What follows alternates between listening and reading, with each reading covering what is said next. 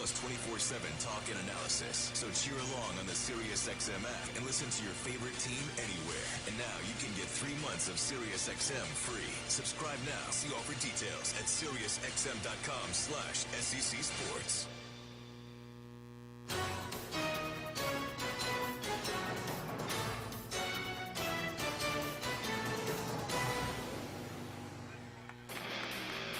The stretch by Cannon. Here comes the pitch. Got it swinging. Ball game over. High fly ball to right field. He got every stitch of that one. He struck him out swinging. A complete game victory for Joseph Gonzalez. And Auburn wins the series. Got him swinging with a fastball. He strikes out the side. Nice job, Zach. Fly ball. Right field. Into the night sky. It's gone. Into the trees. Gone. How about Chris Stanton's going to score? Auburn wins. Set for Game 3 of the series between the Tigers and Colonels. Here is Auburn's defensive alignment. Mason Mainers in left field, Chris Stanfield in center, Bobby Pierce is in right. Along the infield, Derek Fabian at third base, Cooper Weiss at short, Javon Hernandez at second, and Cooper McMurray at first. Ike Irish back behind the plate, and we get to see the Auburn debut today of Carson Myers. We'll give you his numbers the last couple of years after we pause 10 seconds for station identification on the Auburn Sports Network.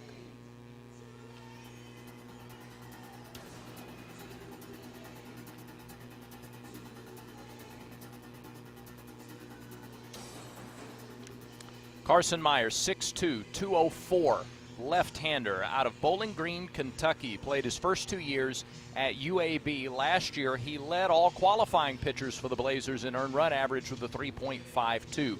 13 starts, 14 total appearances, 71 and 2/3 innings, 70 strikeouts. His ERA in conference play better than it was overall. He was just a 3.29 earned run average in Conference USA, and teams hit 231 against Carson Myers at UAB a season ago. He will face Sullivan, Carinci, and Lareal to get things started, and we are excited to turn things over to Mr. Birthday, not Mr. Baseball, Mr. Birthday, Andy Burcham, to get us going this afternoon. Brad, thank you very much. Auburn with the orange jerseys today, the blue numerals and lettering, white trousers, blue ball caps, blue bill with the AU across the front. Eastern Kentucky, the gray trousers with the maroon jerseys and the white numerals and lettering. And it will be J.J. Sullivan, Ryan Carinci, and Miguel Lareal to lead it off here in the first inning for Eastern Kentucky. Interested to watch Carson Myers today, and his first pitch is a bunt, fouled back. First pitch weather forecast brought to you by Vizzy Hard Seltzer. Flavor for every vibe. Celebrate responsibly. 52 degrees at game time today. Very little wind, north wind at 7 miles an hour. Kind of hazy conditions as we're underway here today. 0-1. Sweeps off the outside corner. 1 ball and 1 strike. Stephen Hagan behind the plate. Alex Ransom at first. Hank Heminen at second. James Ainsworth then at third. Auburn with the shift on, with the left-handed hitting Sullivan at the plate. The pitch, inside corner, strike 2. I think part of that haze is the fact that there's no wind, so the grill smoke lingers a little more today. It's a different kind of haze today, isn't it? Yeah. 1 ball and 2 strikes to Sullivan, batting .375 in his first 2 games. The left-hander winds and fires. Oh, just missed the outside corner. 2-2. May have been a little bit low as well. Myers' father, Matt, a former Auburn assistant coach here, left-handed pitcher as well at Tennessee in his playing days. 2-2 pitch, ground ball, jam shot to the second baseman. Hernandez flips to McMurray for the first out. Into the shift. Fastball in on the hands, and Sullivan couldn't get a lot behind that. Weiss was playing over in the traditional second base spot, and he had to charge a little bit, make a quickened throw to first. There's Justin Carinci looking for his first hit, swings at the first pitch and fouls it up and out of play off the right side. So they try to bunt on the first pitch of the Sullivan sequence, and then Carinci goes up there swinging. They've been aggressive at the plate all weekend long. 0-1, missed outside, a ball and a strike to Carinci. Auburn's ERA on the weekend, 2.25, just gave up one unearned run in yesterday's victory.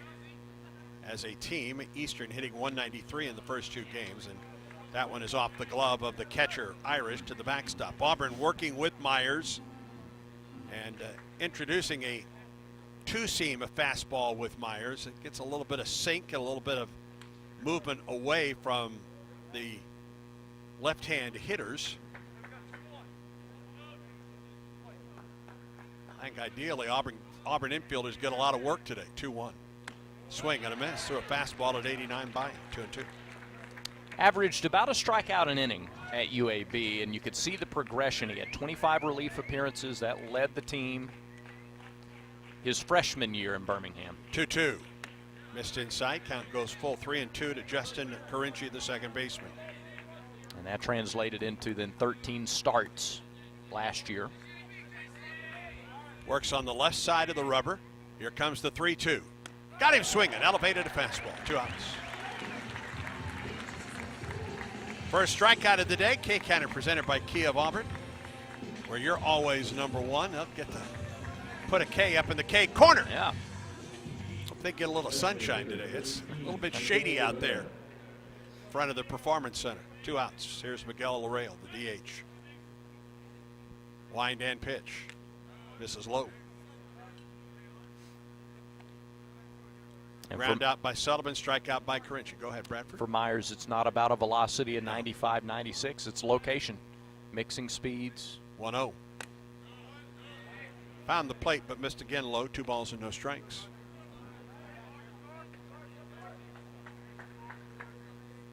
Left-hand hitter, slightly open stance, sets up deep in the box. Lareal waits on the 2-0 from Myers.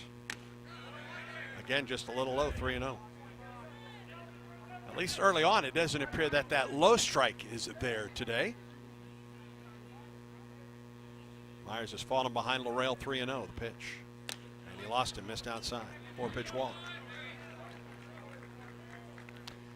Myers had about a 2-to-1 strikeout to walk ratio last year at UAB. So 34 walks to go with 70 strikeouts in those 70-plus innings. Lareal at first with 2 down. Here's Connor Davis, the third baseman. Right-handed hitter batting 167. Pitch. Strike on the inside corner. Fastball 89 from Carson Myers. Like that, you just walk a batter on 4 pitches and you attack the inside corner to a right-hander the very next time. Lareal gets his lead at first. Stretch in the 0-1, runner goes. Pitch is low, throw to second base, sails into center. Lareal dives in head first safely. It's a stolen base. Good job by Stanfield to back up the play. Lareal stays at second. The pitch was a strike, 0-2 the count.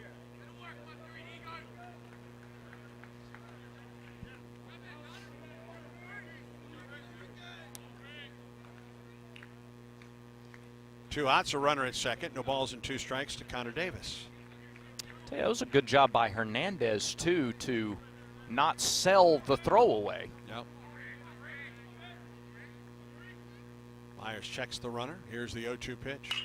Ground ball to the shortstop. Weiss charges, fields and throws. High, but out, and it's over. No runs, no hits, no errors. A man left for Eastern Kentucky. Auburn comes to the plate in the bottom half of the first. This is the Auburn Sports Network from Playfly. We always picture the SEC student athlete for their speed, their vertical, their agility, but it's time we picture them for more. For their campus voice, their community outreach, and for the simple fact that 20 years later, they're still someone's pride and joy. More than students, more than athletes. In the SEC, it just means more. Just the good stuff.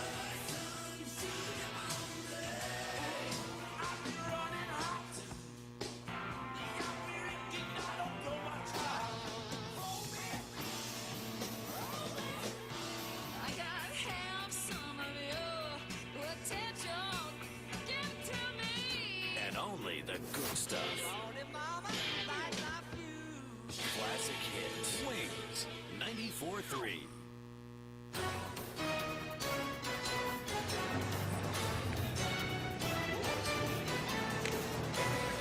Eastern Kentucky did not score their first time up. Auburn comes to the plate in the bottom of the first inning against this defense for the Colonels. DJ Sullivan in left, Ron Franklin in center, Max Williams in right. That's been the outfield all weekend. Connor Davis at third base, Santiago Peralta at short, Justin Carinci at second, and Tate Nunnally at first base. Boone Chevy is the catcher. It's his first start of the weekend. And Ryan Yates is the pitcher. Yates, a tall, lanky right-hander. He's 6'5", 210. Originally from Oskaloosa, Iowa, and Kirkwood Community College.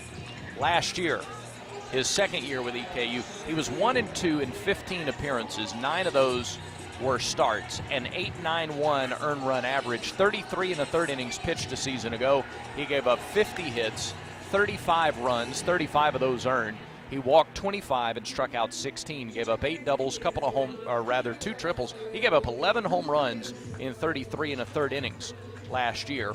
And teams hit .368 against Ryan Yates. Yates, a right-hander. He'll deal with Hernandez, Mainers, and Irish to start things in the bottom of the first. Javon Hernandez leads it off for the Tigers. Auburn's second baseman with an RBI looking for his first Auburn hit. He's 0 for 6. Pitch on the way. Javon takes it on the inside corner for a strike. 3 runs scored for the Auburn leadoff man. He'll be followed by Mainers, then Irish. And the Auburn first. Right-hander winds and fires. Hernandez showed bunt, took a strike. Yates fastball in the upper 80s. He can touch 90. He's got a slider and a change as well. No balls and 2 strikes. Yates off the wind, the pitch. Missed low and away, off-speed delivery. A ball and 2 strikes. Blocked by, well, this is a great name for a catcher, Boone Chevy.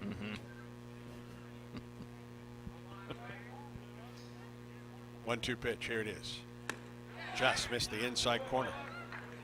Eastern thought it had a strikeout there.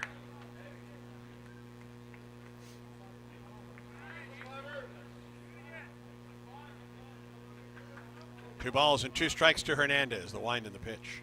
Missed inside, almost hit him 3-2. If you're wondering, Oskaloosa, Iowa, about an hour southeast of Des Moines. We have our resident Iowa expert in the booth today, Kirk Sampson. An hour due south of Marshalltown. Swing, ground, or line drive caught by the first baseman, Nunnally. It was good placement. He threw I think that was a slider, and he threw it on the inner half. Hernandez had tried to pull his hands in late and hit it the other way. I think he thought he had been able to shoot one through the right side, but right at Nunnally at first. Here's Mason Mainers. Batting .250, no homers, a run batted in for Mainers, a couple runs scored. Left-hand hitter against the righty, the pitch. Chopper up the first baseline foul. Hey, would your youth baseball or softball team like to be the anthem buddies for an Auburn baseball game this season? Courtesy of Berkshire Hathaway Home Services, your team can line up with the Tigers on the field for the national anthem. Call the Auburn ticket office to register for a game and secure your group tickets today. 0-1. Mainers, off-speed pitch on the inside corner, strike 2. Yates has done a nice job with the first 2 batters getting ahead of both.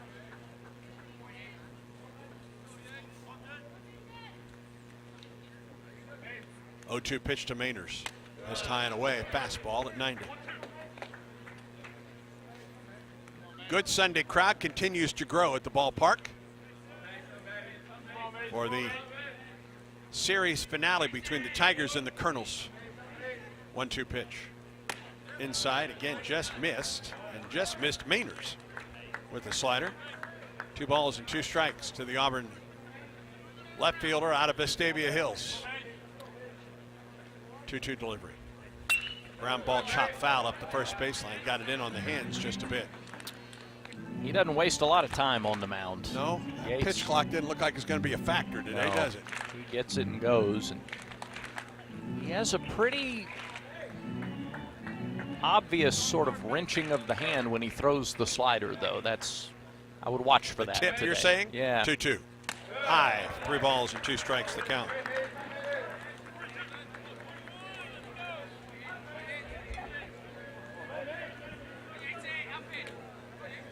3 balls and 2 strikes to Mainers. Irish waits on deck. 1 out, nobody on for Auburn. Bottom of the first, no score. Pitch. Just missed the outside corner. A 1-out walk to Mason Mainers. So on 3-2, he goes inside to Hernandez. He stays arm side to go away from the left-handed hitting Mainers, and a good eye by Mason to watch it. It was outside. Not way off the plate, but off. Here's Ike Irish. A 4-hit day on opening day, batting .444, homer, 4 runs batted in. Left-hander against the right-handed pitching starter, Yates, and it misses outside for ball 1. It's interesting that Connor Davis at third is in on the edge of the grass. Now he backs up 1 step. He's still even with the bag. Big hold on the left side of the infield. Peralta shades just a bit up the middle of the shortstop. 1-0. Swing line drive down the right field line, fair. That's going to get into the corner. Mainers around second base on his way to third. He's going to be waved home. Irish into second base. He's going to try for third. Here comes the throw. He's safe as it gets away from the third baseman. It's a run-scoring triple for Ike Irish. Tigers on top, 1-0.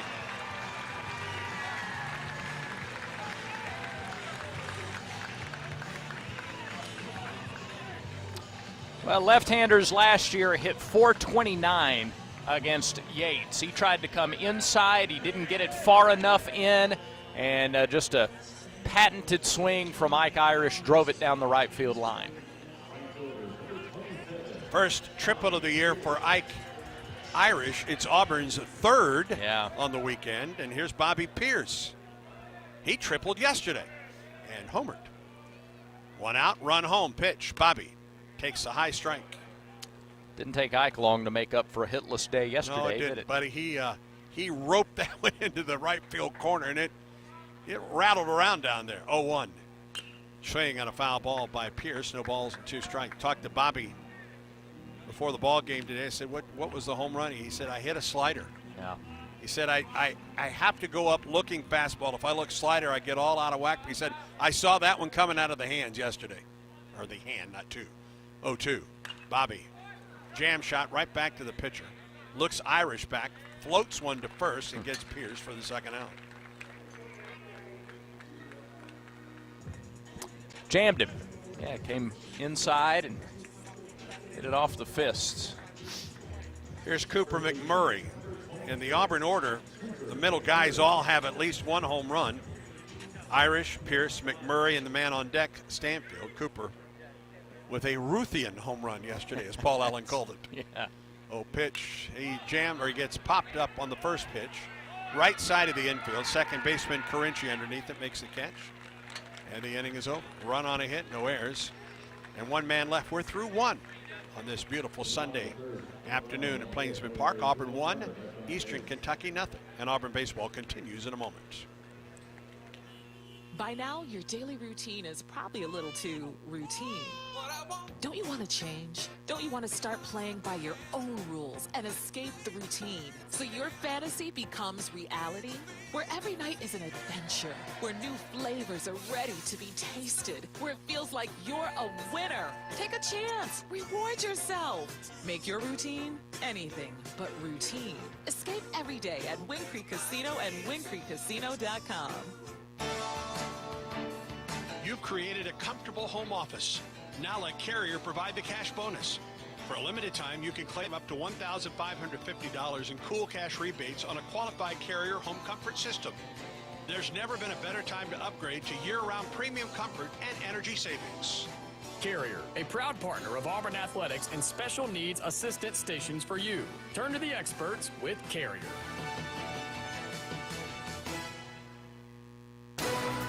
This broadcast of Auburn baseball is brought to you in part by Cook's Pest Control and the Centricon system. You don't have to live with termites. Tate Nunley, Boone Chevy, and Max Williams to the plate in the second. How about that? What's that? They just wished you a happy birthday. Is over that the, right? Yes, they did. That's very kind. That Thank ovation you. was for you. Thank you. Very nice. Very kind. I'm completely befuddled. 1-0 Tigers on top. Myers in the first. 19 pitches. Walked the batter with 2 outs.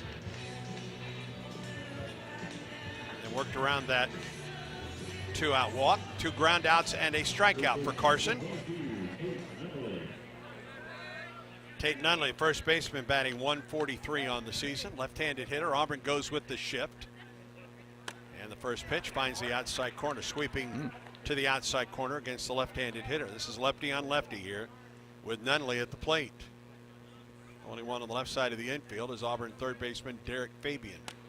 There's strike 2 on the outside corner. But he is dotting that corner too. And 2 different eye levels as well. Now what does he do on 0-2? Auburn thinks he's going to pull it. Here's the 0-2 if he makes contact. He swings and lifts it on the left side of the infield, and that is Fabian territory. About where the shortstop would be. He makes the catch for the first out. Excellent. Got ahead. Forced Nunley to go into protective mode. Coaxed to pop up. And here's Boone Chevy, the catcher. His first at-bat of the season. His first start of the season behind the plate. And Auburn shifts him to the left side of the infield. Pitch to him. Missed outside. Second inning brought to you by Southern Union. There's a new path to the Plains, and it runs through Southern Union State Community College.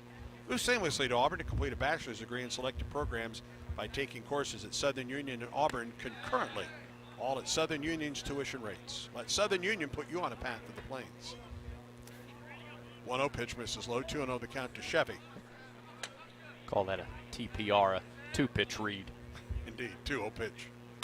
Swing, fly ball right side of the infield, foul ground. McMurray gives chase and makes the catch. About 4 or 5 feet in front of the stands over there, 2 outs. Right-handed batter, there's going to be some backspin on a ball that's hit to the right side, and Cooper did a really good job of reading that, not overrunning it, and allowing for a little bit of backspin there before he got to the wall. 2 down for Max Williams, the right fielder. Hit a home run here on Friday night. Batting .200, has an RBI on the young season. Pitch to him. Chopper right side, fair ground, right on top of the line. McMurray to the bag, and it is a quick inning of work for Carson Myers. 3 up and 3 down for the Colonels. We go to the bottom of the second. Auburn 1, Eastern Kentucky nothing. This is the Auburn Sports Network from Playfly. Need great gifts for your family, friends, clients, and colleagues? You have to try Buff City Soap. Their soap, oils, body butters, bath bombs, candles, wax melts, and laundry soaps are delightful.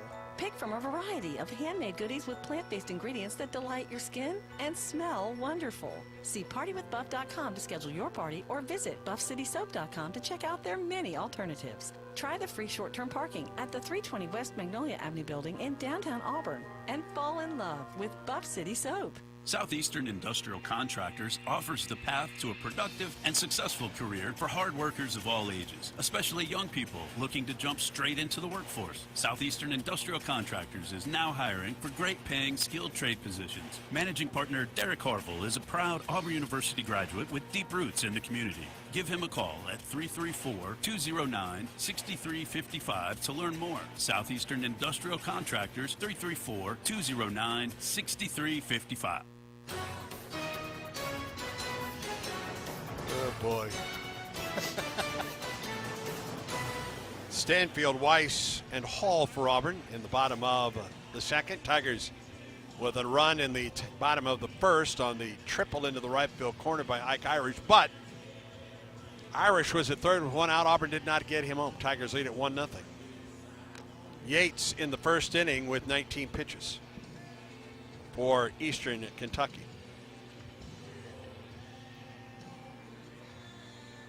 How about the start of the year for Chris Stanfield? 3 for 5 with 4 walks. He's been on base 7 times these first 2 games. And a homer. Yeah. And settling into center field for the Tigers, where Case and Howell played for half decade for the Tigers. Literally. I think you covered him in your first year here, didn't you? 30 years ago, you're right. Yeah. Stanfield waits the first pitch from Yates. It misses low. Off-speed delivery, 1-0. That's doing Kaysen wrong. Really is.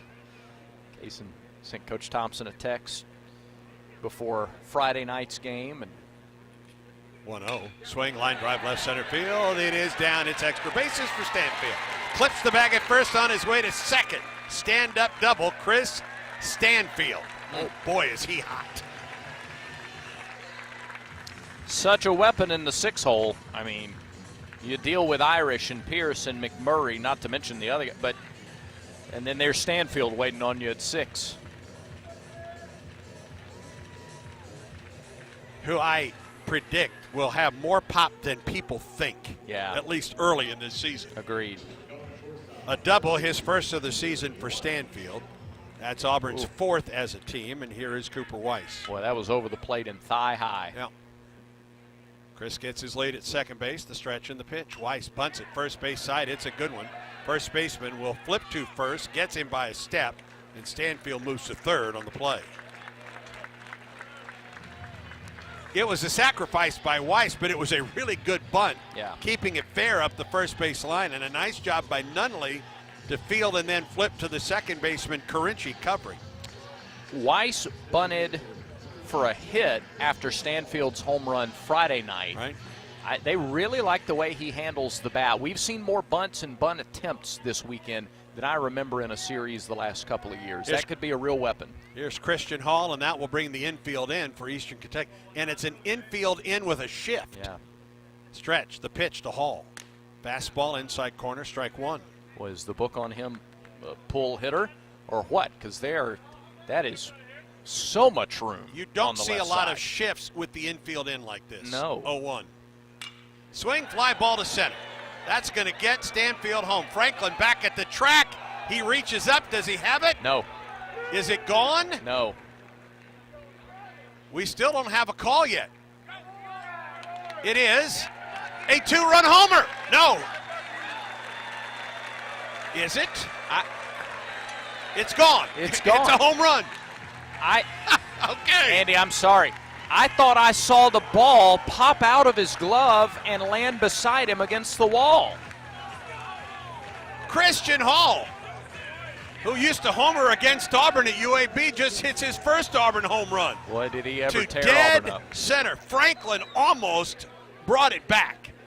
Hall went down to get it. That ball just kept carrying, and Franklin jumped, and it just got over the wall. And the Tigers lead 3-0.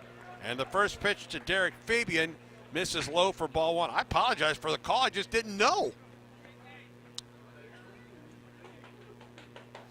Wind end delivery. Fabian takes it low, 2-0 the count. And I apologize. I thought I saw the ball. Something fell beside him out there against the wall in center field. I thought it was the ball. 2-0 pitch. Ground ball, base hit up the middle. Hit well by Fabian.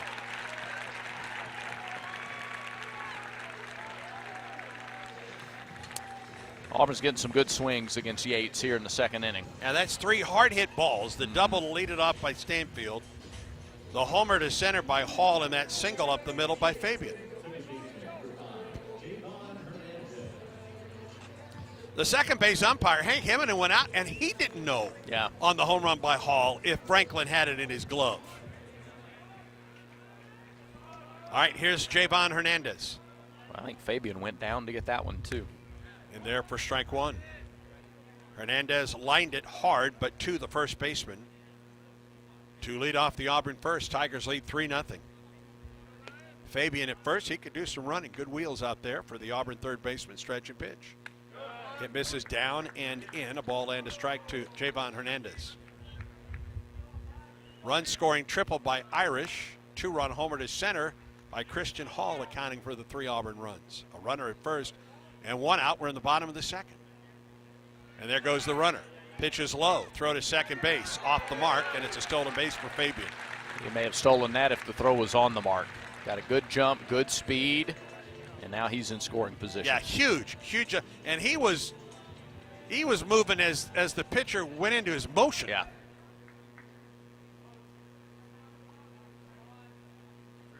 Two balls and a strike to Hernandez. Runner in scoring position. The pitch to the shortstop. They're going to flip behind. The runner's safe. Trying to get Fabian at second, who dove back underneath the tag of Justin Carinci. And runners are at first and second with 1 out for Auburn. Likely would be a fielder's choice for Hernandez.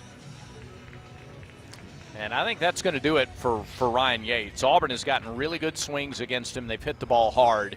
And there's been a left-hander who's been warming up, and he is coming into the ball game. So an inning and a third for Ryan Yates, and he is chased out of there.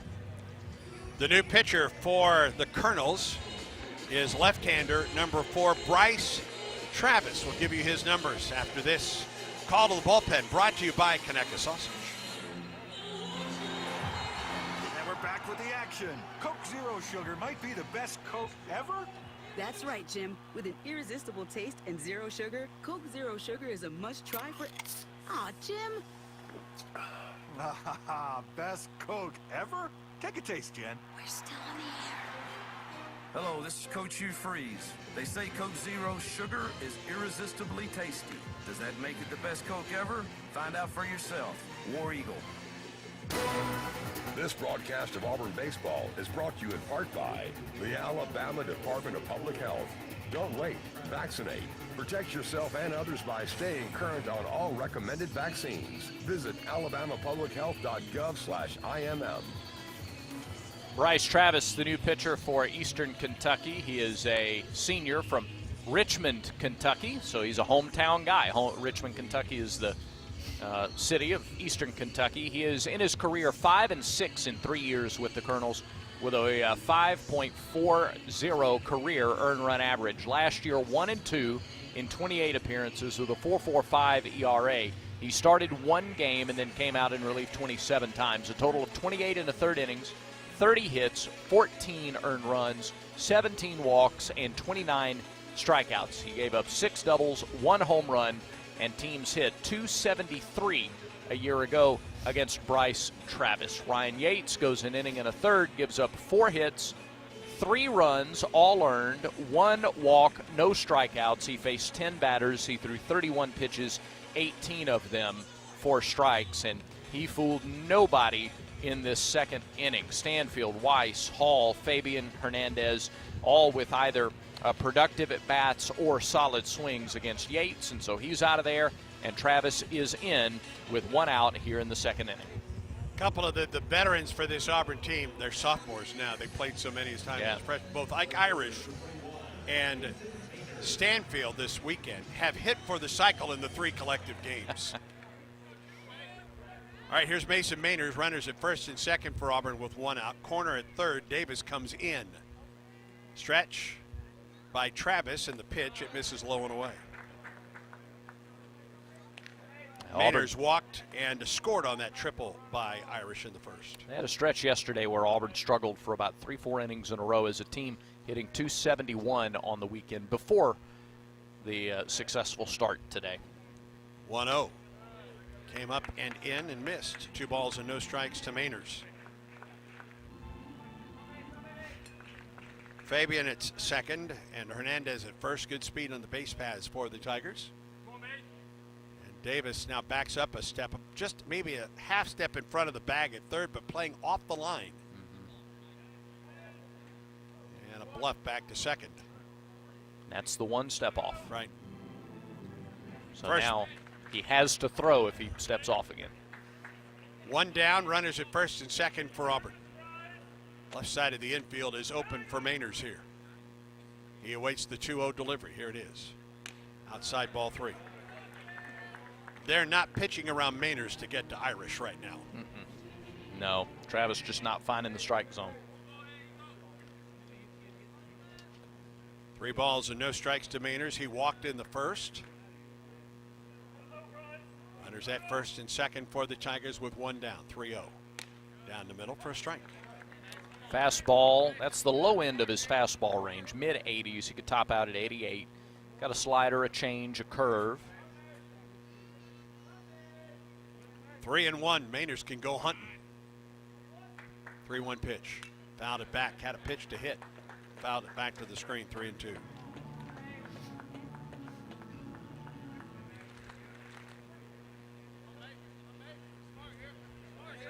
Want to try to, at the very least, maybe get those runners over, give Ike a chance to hit with a couple of guys in scoring position. Here comes the 3-2 on the way. Mainers got it. Came down and in. He swung over the top of it. Came all the way back from 3-0 to get the strikeout, 2 down in the inning. Yeah, he threw him a couple of fastballs in the mid-80s and then came back with a changeup in the low 70s. And that was enough to get Mason out in front and off balance. And here's Ike Irish with runners at first and second and 2 outs. Irish hitting a robust .600 with runners on base this weekend. Runners are at first and second. Stretch. And the pitch. Just off the outside edge. May have been a little bit low, 1-0. All right, so that's a 3 for 5 average because he's 5 for 10 overall, which means half of his at-bats so far this year have come with guys in scoring position. Travis comes set in the pitch. Popped up. Left side of the infield, shortstop Peralta underneath it. And the inning comes to a close. Nice job by Travis to put out the fire. 2 more runs home in the inning on 3 base hits. No errors and 2 men left. We're through 2 at the ballpark. Auburn 3, Eastern Kentucky nothing. Auburn baseball continues in a moment. Take it from me, basketball season is a grind. That's why it's great to get away and recharge in my Ford F-150 truck. With available Pro Power on board, which lets me use F-150 as a mobile generator, I can enjoy the great outdoors while watching games and highlights on my flat screen TV. Ah, relaxation. Check out the official truck of the Auburn Tigers at your local Ford dealer and tell them Bruce Pearl sent you. See owner's manual for important operating instructions. Some models, trims, and features may not be available and may be subject to change. I'm Stuart Vance with the Vance Law Firm, and we're excited to be a proud partner of Auburn Athletics. This Auburn baseball season, the 3rd inning of every home game is sponsored by the Vance Law Firm. We're located right here in Central Alabama and ready to work for you. If you've been injured in a car wreck, let the Vance Law Firm get you the compensation you deserve. Call us today for a free consultation. It's as easy as dialing 3 for me. 333-3333. Exclusive play-by-play coverage of Auburn baseball is brought to you by Alabama Power, proud supporter of the Auburn Tigers. Alabama Power, power for a better Alabama. 3 runs on 4 hits through the first 2 innings. Carson Myers has shut out Eastern Kentucky and has given up 1 base runner, a walk in the first in his first 2 innings in the orange and blue. He will get the 8, 9, and 1 hitters in the 3rd. Ron Franklin, Santiago Peralta, and then DJ Sullivan. Glad to have you with us today on this beautiful Sunday on the Auburn Sports Network. Tigers are back in action Tuesday against UAB in a 6 o'clock start. We'll be on the air at 5:45. First pitch to Franklin. Right down the middle for a strike. 27th pitch. Thrown by Myers. Back to work. 0-1, misses outside, 1-1.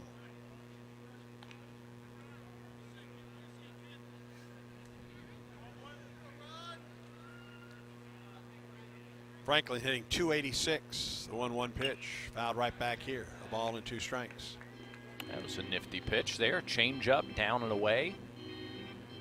You're not going to, Coach Thompson talks about you take the sting out of the swing. You're not going to do much with that if you make contact. A ball and 2 strikes to Franklin. The wind in the pitch. Got him swinging, came down and in with the slider. Second strikeout of the day for Myers and the Tigers. K-Counter presented by Kia of Auburn, where you're always number 1.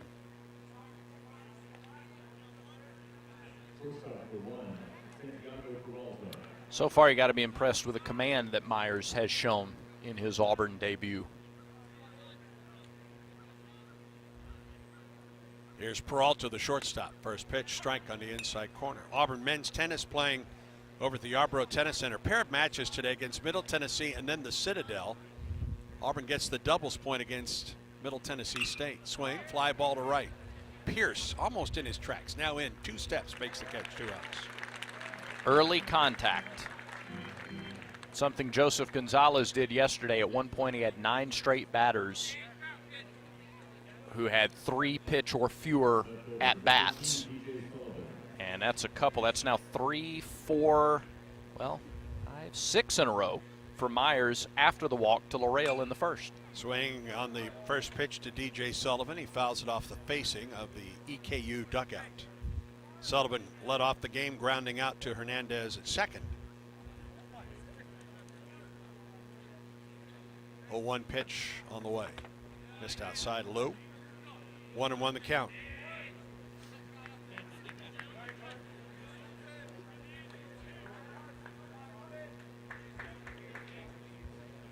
Carson peers over the top of his glove. Winds and fires. Strike on the inside corner. I think the speed may have caught up with Sullivan there. Shift is on, and Auburn will make it even stronger to the right side. A ball and 2 strikes to the left fielder, DJ Sullivan. Wind in the pitch. Just outside, 2-2.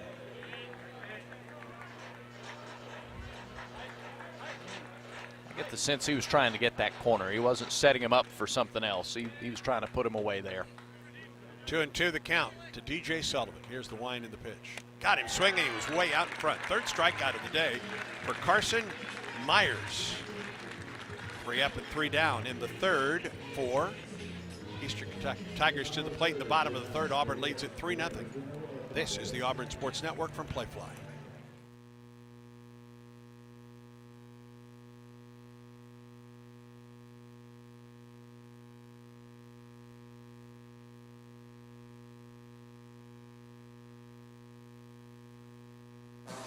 I'm Stuart Vance with the Vance Law Firm, and we're excited to be a proud partner of Auburn Athletics. This Auburn baseball season, the 3rd inning of every home game is sponsored by the Vance Law Firm. We are located right here in Central Alabama and ready to work for you. If you've been injured in a car wreck, let the Vance Law Firm get you the compensation you deserve. Call us today for a free consultation. It's as easy as dialing 3 for me, 333-3333.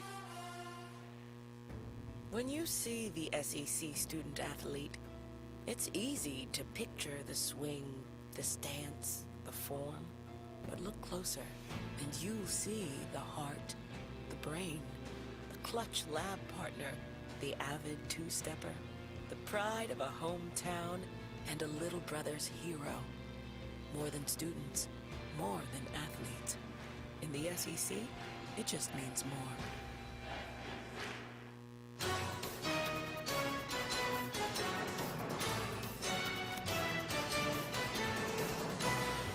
We move to the bottom of the 3rd. Tigers lead it by a score of 3-0. Of course, the 3rd inning brought to you by the Vance Law Firm, where the phone number is easy to remember. Here it is, 334-333-3333. Dial 3 for me. Pierce, McMurray, and Stanfield for Auburn. Run scoring triple in the 1st for Ike Irish. 2-run homer by Christian Hall in the 2nd, accounting for the 3 runs in the game. The pitch, Bobby takes it just off the inside edge. 1-0 the count. Bryce Travis came in, did a nice job getting Mainers and Irish to minimize the damage in the 2nd inning. Pitch to Pierce, it misses low. 2 balls and no strikes. Bobby tapped back to the pitcher in the 1st. Tripled and homered yesterday. The lefty Travis winds and fires. Swing on a good cut by Pierce, but he fouls it back.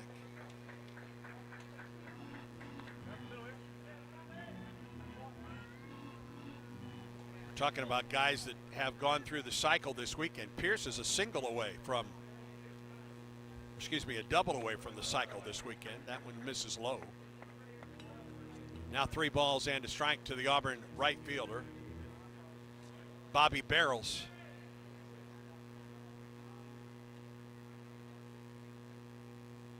Wind in the pitch. Fouled back. Pierce went after a high fastball. Count goes full to Bobby Bazooka. Those nicknames came from Jeff Shearer. Yeah. To no one's amazement. 3-2 pitch.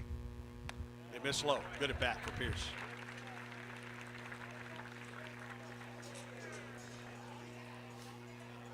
Yeah, Jeff Shearer, who ran the half marathon today in the War Eagle Run Fest in 37-degree weather. You ran what? 5K? Just the 5K. I didn't say just the 5K. I know. All right. He ran it in 1 hour and 53 minutes and 48 seconds. God bless him. That's amazing. That's terrific. It's Cooper McMurray. Missed outside. McMurray popped it up to the second baseman in the first. A leadoff double for Auburn. Tigers have had a base runner in every inning. Stretch by Travis. Here comes the pitch. McMurray fouled it back. Had a good cut, 1-1.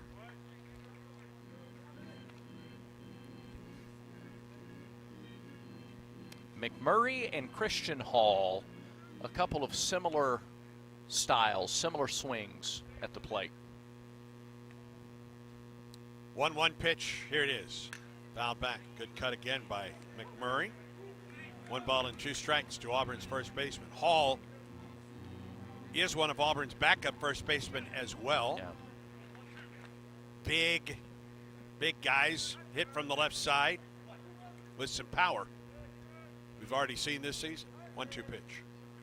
Missed outside. Took something off of that one as well. 2-2. 72 miles an hour on the change.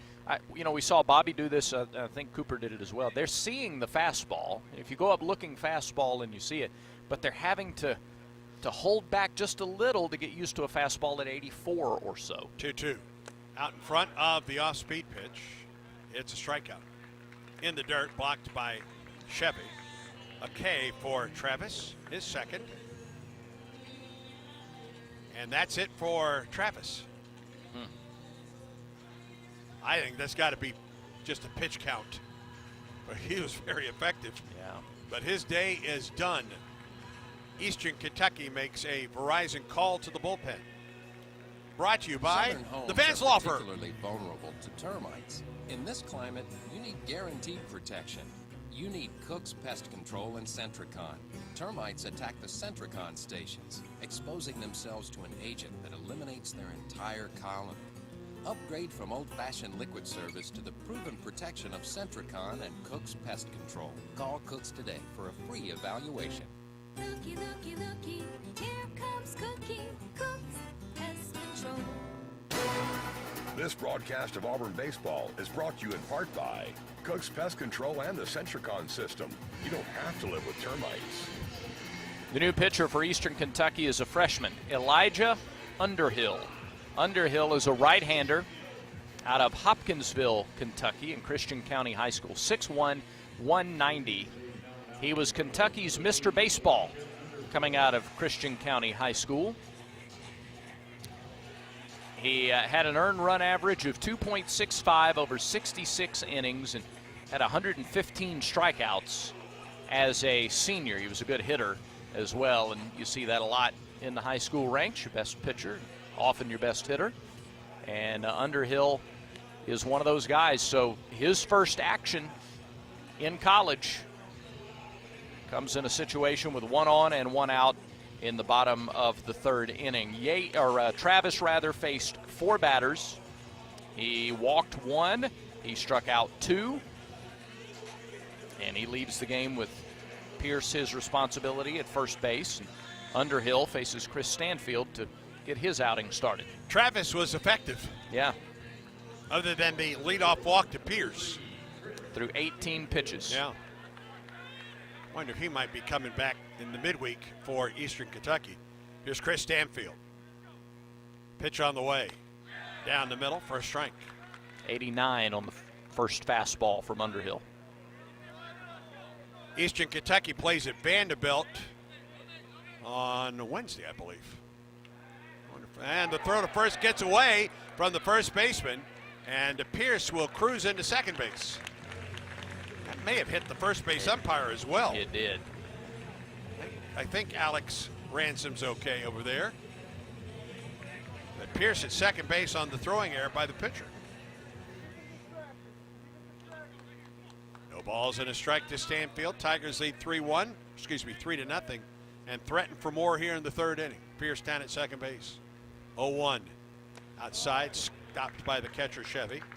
1-1 to Chris Stanfield. Eastern Kentucky plays 4 SEC teams this year. In addition to the series here, they play Vanderbilt, Kentucky, and Tennessee. 1-1. Just up, maybe a little out. 2 balls and a strike. Did not miss by much to Chris. Stanfield is hitting a robust 667 on the opening weekend. Pierce gets his lead at second. Stretch in the pitch. Missed outside and low. They actually, for what it's worth, they have a Tuesday-Wednesday doubleheader, or a two-game set with Kentucky. And the campuses are only separated by about 30 miles, so one of them's going to be in Richmond and the other in Lexington. I like that. Yeah. 3 balls and a strike to Stanfield. Underhill stretches, and the pitch. Swing and a shot into center. Second baseman goes out, makes the catch. Got it in on the hands a little bit. And Stanfield is retired. So far, Eastern's pitchers have done an admirable job of keeping Auburn's runners from advancing. Auburn is, you can look at the way the game has started and say, well, Auburn could have a lot more on the board to this point. Yeah, Auburn has stranded 3 in the first 2 innings. Pierce now at second base with 2 outs. Tigers do lead 3-0. Yeah. Pitch to Weiss, fouled it back on a high fastball. 88 on that fastball from Elijah Underhill.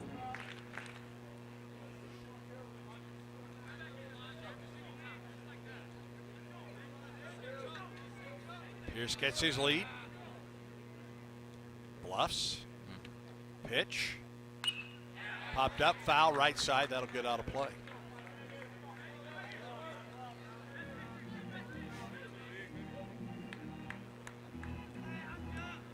No balls and 2 strikes to Weiss. A run in the first, 2 more in the second. Tigers have a runner at second base with 2 outs in the third. The pitch, Weiss takes it low. Blocked by Chevy, but he can do nothing about Bobby Pierce just getting to third. Pierce was off as soon as that one got into the dirt. Chevy kept it in front of him, but had no chance. And he's getting a huge lead over there anyway, so that cut down the distance that he had to go in the first place. It's a wild pitch charge to Underhill. Now ball and 2 strikes the count. Stretch and pitch. Fouled back. There's a little bit of Bobby taking his chances too. You have a brand new catcher. You have 2 outs in an inning. You don't want to risk a potential throwaway and that run scoring. 1 ball and 2 strikes the count. Pierce at third with 2 down in the inning. Stretch in the pitch. Ground ball, base hit up the middle. Nice job of hitting by Weiss. Pierce is home. The Tigers lead 4-0. 4th RBI of the season for Weiss, right back up the middle. 2-strike hitting, a 2-strike RBI, a 2-strike, 2-out RBI, and Auburn cashes in the walk that led off the inning. And here's Christian Hall, who homered in the second. Right over the 385 mark in center. And Ron Franklin came within an eyelash of pulling that one back. Pitch on the way. Fastball low. Finally got a look at the TV copy. His hat flew off, but I couldn't see the discoloration of the hat against the warning track. All I saw was the E logo. Sure. And I thought it was the ball. It makes perfect sense, bro. 1-0. Hall takes it high, 2-0. The defense rests.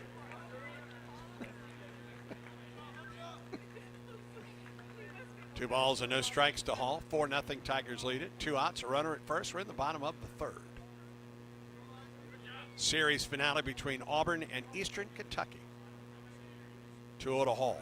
Runner goes inside, gets away from the catcher and hit the umpire. And Weiss has a stolen base.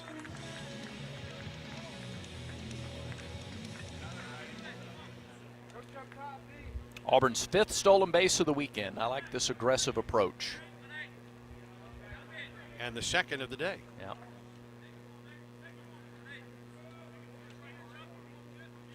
Count is 3-0 to Christian Hall. Weiss gets his lead, the pitch. Hall takes it low and inside. Runners at first and second with 2 down, and here's Derek Fabian. Hall walked once yesterday, and now he's homered and walked today. You just look up and down this lineup. There's not a lot of places to take a breath, and now a meeting on the mound. Chad Prothro, the head coach. gets everybody together on the infield. Beatles. Ah.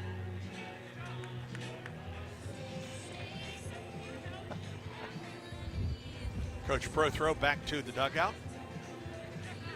In his 4th season, transferred an Arkansas State grad. Here's Derek Fabian. John Cohen told us that Coach Prothro played for John very early in his coaching career. Stretching the pitch. Swing and a miss out in front. Was that it when he was at Northwestern State? Yes. Okay. No balls and a strike to Fabian. Singled and stole a base back in the 2nd. Runners at 1st and 2nd, 2 outs for Auburn here in the 4th. Runner goes from 2nd, swing and a miss. No throw. 2nd stolen base for Weiss. Really good jump. Yeah. No chance for Chevy even to throw there. But Underhill is ahead of Fabian on 2 off-speed swings and misses. So he got such a good jump that Chevy wouldn't start. Down by the levee.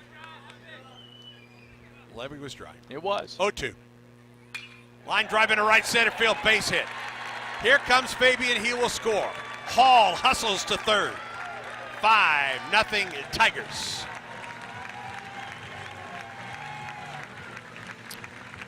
Number 7 and number 9 hitters in the order give you 2 strike, 2 out RBIs to extend the lead. And just really solid hitting for the Tigers as Fabian goes the other way with it to right center. It was down and on the outer half. Here's Javon Hernandez. 0 for 2 with a line out and a fielder's choice. 2 more home for Auburn here in the bottom of the 3rd. Tigers lead 5-0. The first pitch to Hernandez is in for strike 1. A pair of 2-out runs in this inning for the Tigers. Single by Weiss, who stole 2nd and 3rd, and a single by Fabian that scored Weiss. 0-1. Ground ball to the shortstop. Peralta flips to 2nd for the out, and the inning comes to a close. 2 runs, 2 hits, no errors, and 2 left for Auburn. We're through 3 at the ballpark. Tigers lead Eastern Kentucky 5-0 as Auburn baseball continues in a moment. In this market, you'll find Fisher Investments is different than other money managers. Different how? Aren't we all just looking for the hottest stocks? Nope. We use diversified strategies to position our clients' portfolios for their long-term goals. You don't just provide cookie-cutter portfolios? No, we tailor our clients' portfolios to their goals and needs. But you still sell investments that generate high commissions for you, right? No, we don't sell commission-based products. We're a fiduciary, the highest standard of care for a financial advisor. It means we're obligated to act in our clients' best interest. So when do you make more money? Only when your clients make more money? Yep, we have one transparent management fee structured, so we do better when our clients do better. Sounds like you really look out for your clients. We do, because our priority is helping them achieve a comfortable retirement. That might be why most of our clients come from other money managers. Visit FisherInvestments.com to find out why investors like you switch to us. Fisher Investments. Clearly, different money management. Investments in securities involve the risk of loss. Back to the ballpark for more Auburn baseball. We go to the top of the 4th. Tigers lead Eastern Kentucky by a score of 5-0. To take you through the middle 3 innings. He was in the upper third of his age bracket today in his 5K. Here's Brad Law. Oh, thank you so much. Carinci, Larrail, and Davis. I couldn't even think of a smart aleck comeback to that. That's amazing. I know. So instead, before the inning, we'll pause 10 seconds for station identification on the Auburn Sports Network.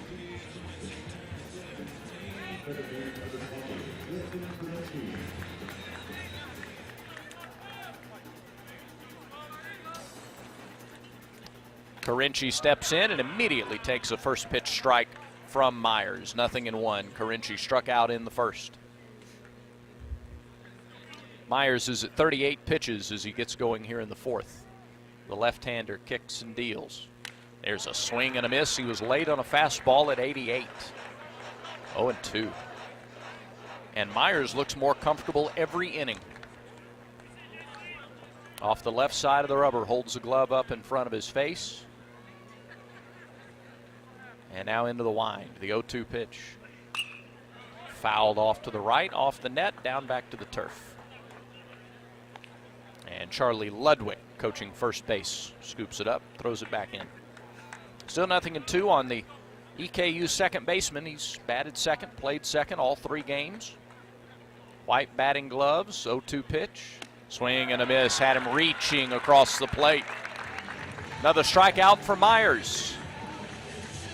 That is his 4th. K-Counter brought to you by Kia of Auburn, where you're always number 1. Not only his 4th, but his 3rd in the last 4 batters. Yep. Miguel Larrail. The Orlando native, the batter, left-hander. He walked in the first. He's the last man and the only man to reach, and he flies it to right. Bobby Pierce to his right several steps, makes the catch and quickly 2 are down. Tell you what, I don't want to jinx anyone, but I like all 3 of the starts by Auburn this weekend. Yeah. I mean, Alsop was within an out of getting 5 innings in on Friday. Gonzalez strong in 5 innings yesterday. Not exactly sharp, but strong. Davis lines the first pitch past Hernandez and off his glove.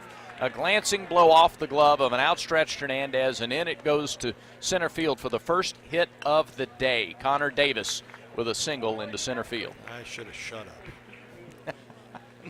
No. I still like the way he has pitched. Yeah. I like the way Auburn starters have pitched this weekend.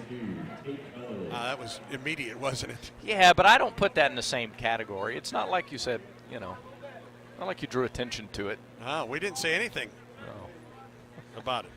Not one word. First pitch up and in, turns Nunnally's shoulders, 1-0 the count. 9 of the last 10 batters have either gotten out or the hit by Davis there in 3 pitches or less. That was an emphasis yesterday with Gonzalez on the mound, and it's carried over today with Myers. There's the throw to first, and Davis is back standing.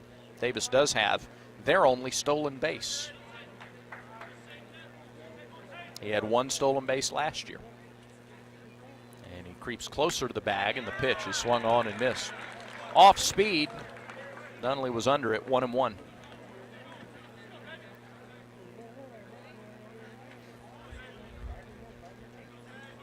A solid top row of the parking deck today. Yeah. A few folks on the other levels. 1-1. Swing and a miss. Tried to stop his swing about 3/4 of the way through and couldn't do it, and now Nunnally in a hole of 1 and 2. And 5-0. Yep. And now the 3rd baseman, Fabian, moves over into the shortstop role in the shift. Shortstop stays where he is. Get a ground ball double play, perhaps. Pitch. Called strike 3, inside corner. Got him with a breaking ball. And that's the inning. So it wasn't for double play purposes, was it? A 2-out single by Davis, the only hit of the inning, and they leave him stranded at first. No runs on a hit, no errors, and that 1 runner left on base. We go to the bottom of the 4th inning. 5-0 Tigers. This is the Auburn Sports Network from Playfly. Live Sports Radio, bringing you inside Neville Arena for all the action of men's and women's basketball game day with no delay. Every dunk, block shot, and steal, plus all the analysis from our Hall of Fame coaches, all with no delay. $25 new or $10 to reprogram the one you already have. Also, use it for every broadcast of home baseball and softball games this spring, all with no delay. With Live Sports Radio, presented by Alpha Insurance. Children's of Alabama reminds you that every child's head injury should be treated like a serious injury until a doctor says it's not. In fact, the CDC estimates some 4 million sports and recreation-related concussions occur each year. Even a minor fall or collision may be a concern. Symptoms typically include headaches, unsteadiness, confusion, or sleepiness. To find out what to do in case of a suspected concussion, visit childrensal.org/concussion and always dial 911 in case of an emergency. You're live.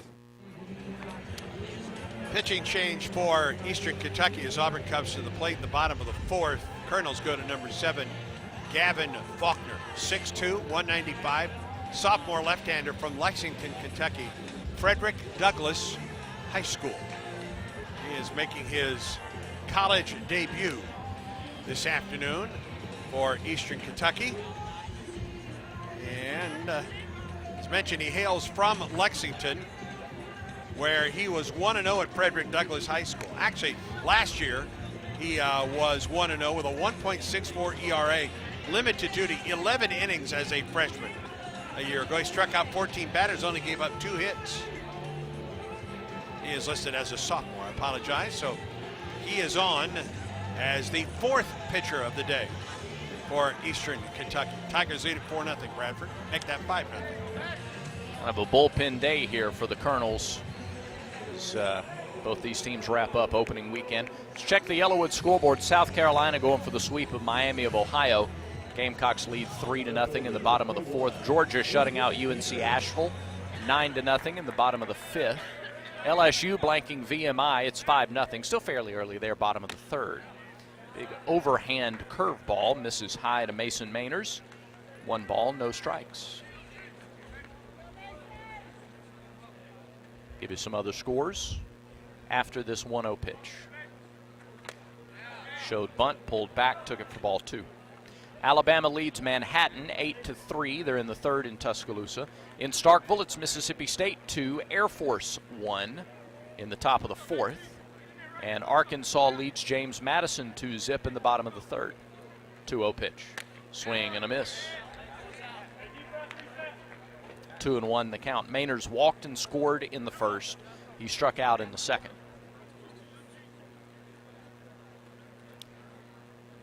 Feet a little less than shoulder width apart. And there's a breaking ball, misses inside, 3-1. Faulkner with just a straight over-the-top delivery. To the wind, to the plate. Fouled straight back to the net, 3-2. Underway in Tuscaloosa on the Yellowwood scoreboard. Auburn trails at Alabama 4-2. 7:21 to go in the first quarter of play.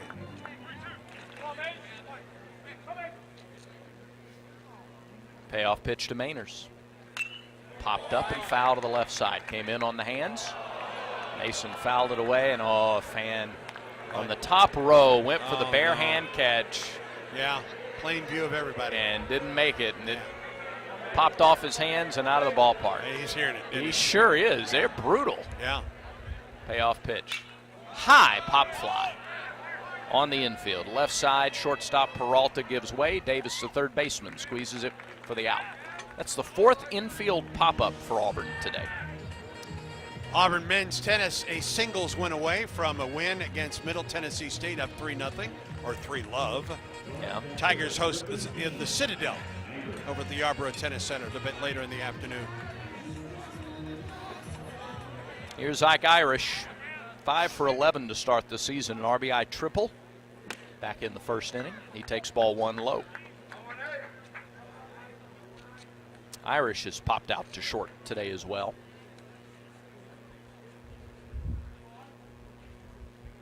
Sophomore catcher, left-handed hitter. Big cut and off-speed pitch. He was early. It's 1-1.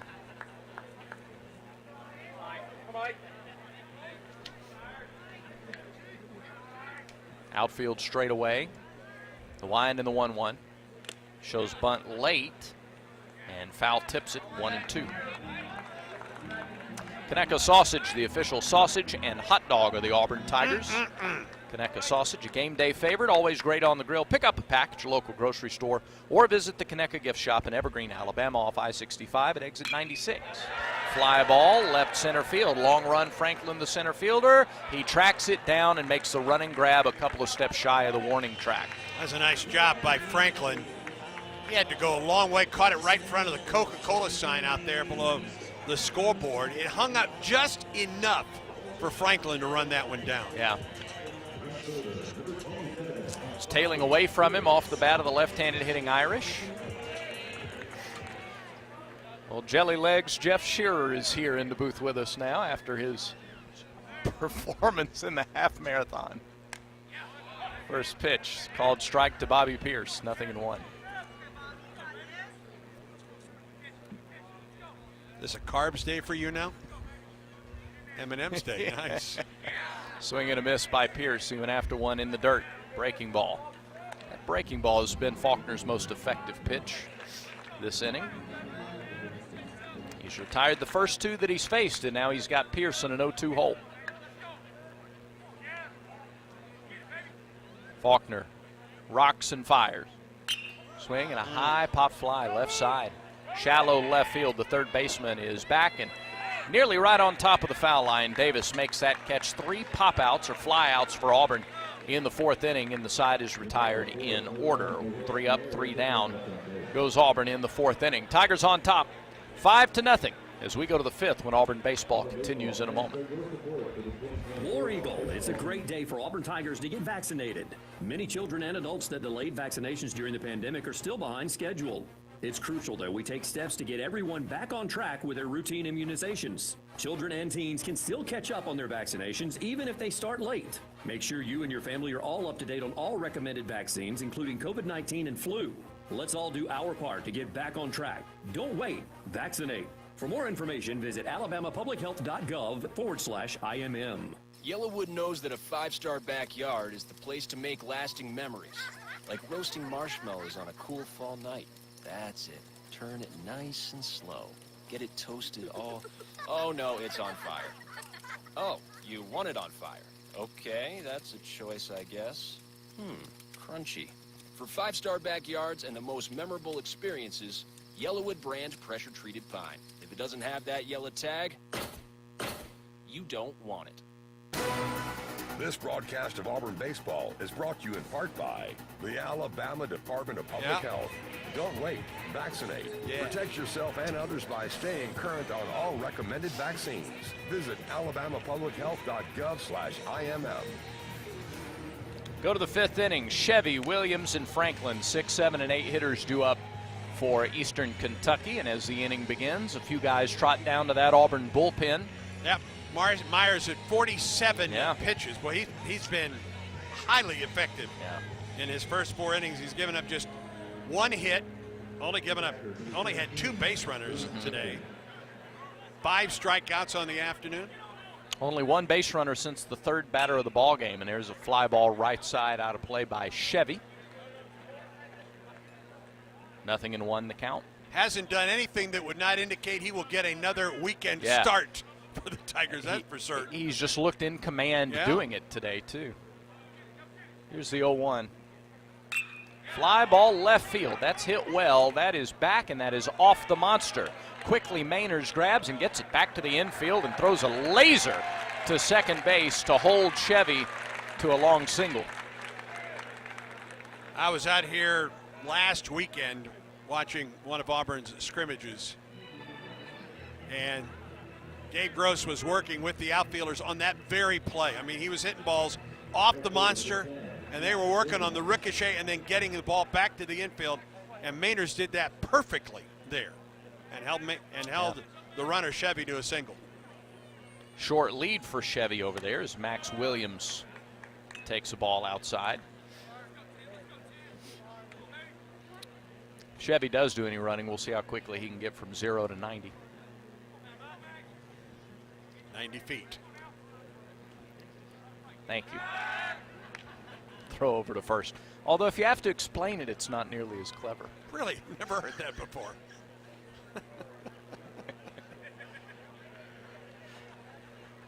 Lefty-lefty matchup here. Williams grounded out to first his first time. He takes the ball inside. It's 2-0.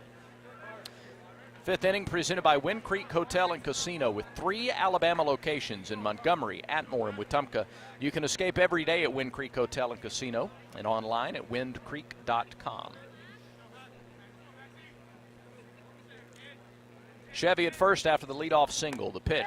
Check swing. He went around. It's 2-1. Breaking ball. Williams couldn't stop.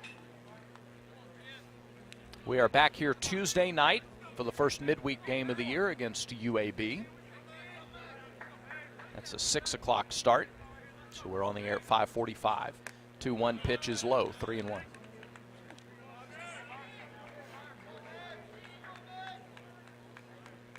Williams 1 for 6 on the weekend. The one hit, a solo homer Friday in the first inning. Now Myers comes set. Pitch clock at 3, at 2. There's the pitch. Ground ball right side into the shift. Hernandez gloves and looks to second, but throws to first to get Williams. Well, Hernandez, where he was in the shift, he was closer to first than second, and he'd have had to throw around the runner. Yeah. To get the lead runner at second. You're up 5-0. Get the out. Yep. So they do get the out. Chevy in scoring position at second base, and Ron Franklin the hitter.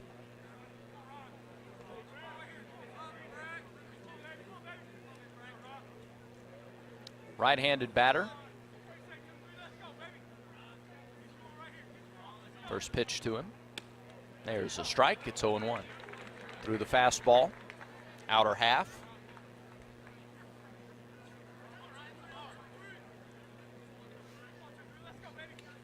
Franklin, a strikeout victim in the third. 0-1 pitch. Swing and a miss. Came down and in. Nicely thrown pitch. At the slider. Franklin over the top of it. Diving down and in toward his shoe tops. All right, 0-2.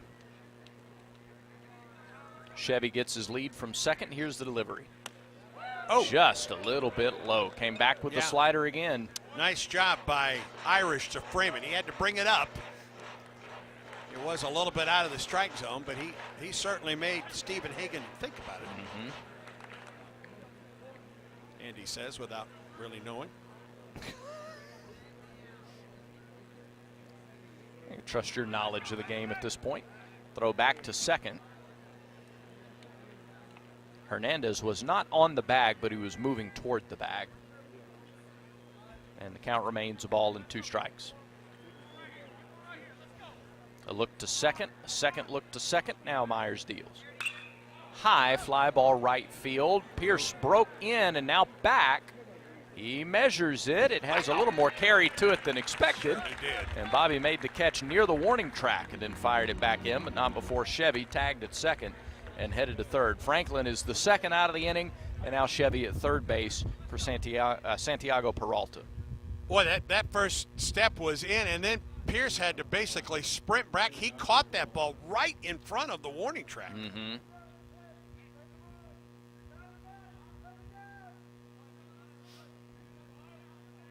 Peralta flied out to right field his first time. He went after the first pitch that he saw in the third inning. He takes this one outside for ball 1. 5 runs, 6 hits for Auburn. No runs, 2 hits, and an error for Eastern Kentucky. Myers delivers. There's a strike. 1-1. Off-speed pitch, still working the outer half of the plate to the right-handed hitting Peralta.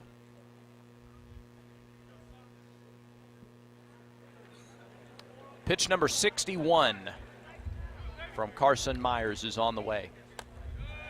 And it misses low and inside. 2-1 is indeed the count.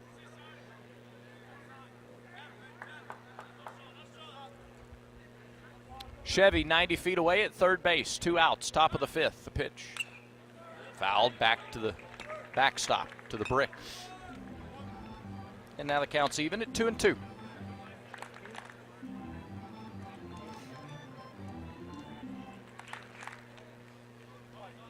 Sunny day at Plainsman Park. Cool, but nice day to come watch the Tigers opening weekend. 2-2 pitch. Here it is. Ground ball to short. Weiss scoops it off the dirt, throws perfectly. Shoulder high, catch is made, and Myers strands Chevy after the leadoff single. No runs on a hit, no errors, and 1 left. We go to the bottom of the 5th inning, still 5-0 Auburn. Auburn baseball continues in a moment. By now, your daily routine is probably a little too routine. Don't you want to change? Don't you want to start playing by your own rules and escape the routine so your fantasy becomes reality? Where every night is an adventure, where new flavors are ready to be tasted, where it feels like you're a winner. Take a chance. Reward yourself. Make your routine anything but routine. Escape every day at Wind Creek Casino and windcreekcasino.com. Kia of Auburn is happy to connect the Kia brand to the Auburn fans. Our winning lineup has something for everyone at almost any budget. SUVs like the Telluride, Sorrento, and Sportage. You prefer a sedan? Check out the Rio, Forte, Soul, or the Sporty Stinger. And don't forget our new multi-purpose vehicles, the Carnival, or our amazing hybrid or electric vehicles. Kia of Auburn is a proud supporter of Auburn Athletics. Kia of Auburn, where you're always number one. Whoa, Rico. Exclusive play-by-play coverage of Auburn baseball is brought to you by Alabama Power, proud supporter of the Auburn Tigers. Alabama Power, power for a better Alabama. 5-0 Auburn over Eastern Kentucky. McMurray, Stanfield, Weiss due up here in the bottom of the 5th against Gavin Faulkner, who retired Auburn in order in the 4th inning. So got 3 flyouts. Try to keep that going here in the 5th for them. Cooper McMurray is 0 for 2. He's popped to second and struck out today.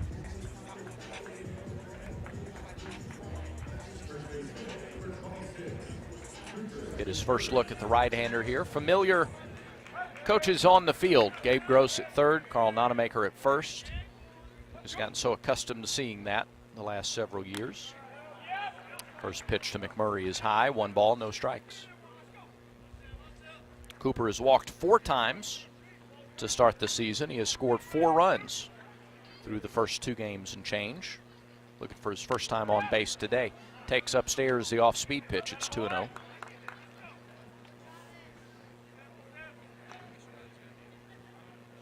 Really came on during conference play last year for Auburn. 2-0 pitch. Right through there for strike 1. On the Yellowwood scoreboard, top of the 8th, Kentucky leads South Carolina Upstate 9-2. The game is in Spartanburg. 2-1 from Faulkner. Upstairs, 3-1. Georgia 9, UNC Asheville nothing. Bottom of the 6th in Athens. South Carolina leads Miami of Ohio 12-0 in the bottom of the 4th in Columbia. Hitters count 3-1 to McMurray. Way upstairs, ball 4. Top of the 4th in College Station, Texas A&M 3, McNeese nothing. LSU leads VMI 12-0, bottom of the 3rd in Baton Rouge. Air Force Academy playing at Mississippi State, tied at 2, top of the 5th in Starkville. And that will be all for Gavin Faulkner. It will. We will see the 5th pitcher of the day for Eastern Kentucky. A right-hander making his way in from the bullpen as we speak. Auburn leads 5-0 in the bottom of the 5th inning. 1 on, nobody out, as Eastern Kentucky makes the Alabama Power call to the bullpen. Southern homes are particularly vulnerable to termites. In this climate, you need guaranteed protection. You need Cook's Pest Control and Centricon. Termites attack the Centricon stations, exposing themselves to an agent that eliminates their entire colony. Upgrade from old-fashioned liquid service to the proven protection of Centricon and Cook's Pest Control. Call Cook's today for a free evaluation. Looky, looky, looky, here comes Cookie, Cook's Pest Control. This broadcast of Auburn baseball is brought to you in part by Cook's Pest Control and the Centricon system. You don't have to live with termites.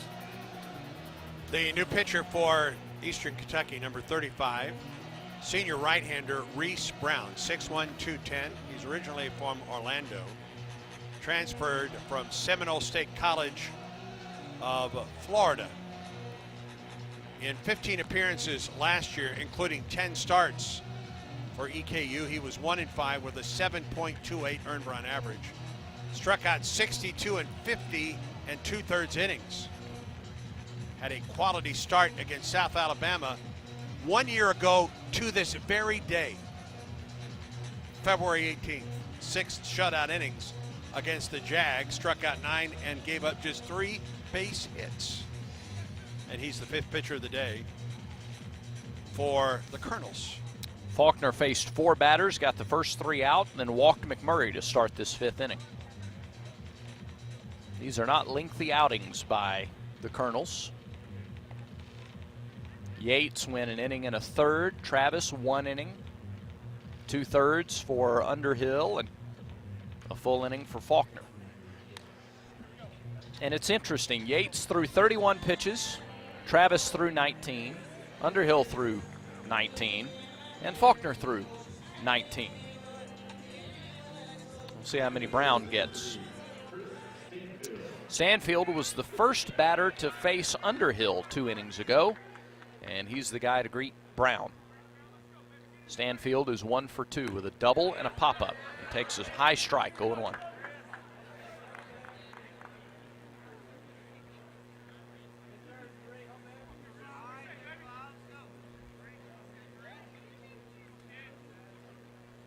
McMurray at first. There's a swing and a miss by Stanfield. He got handcuffed. He tried to slow up his swing there on one inside and couldn't do it.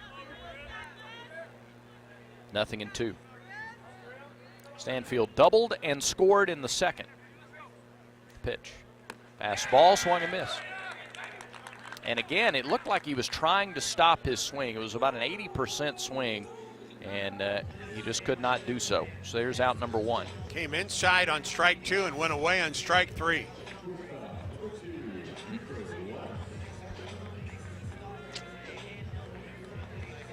So here's Cooper Weiss. Weiss singled, stole 2 bases, and scored in the 3rd inning. He drove home Stanfield with his single. There's a breaking ball downstairs, 1-0.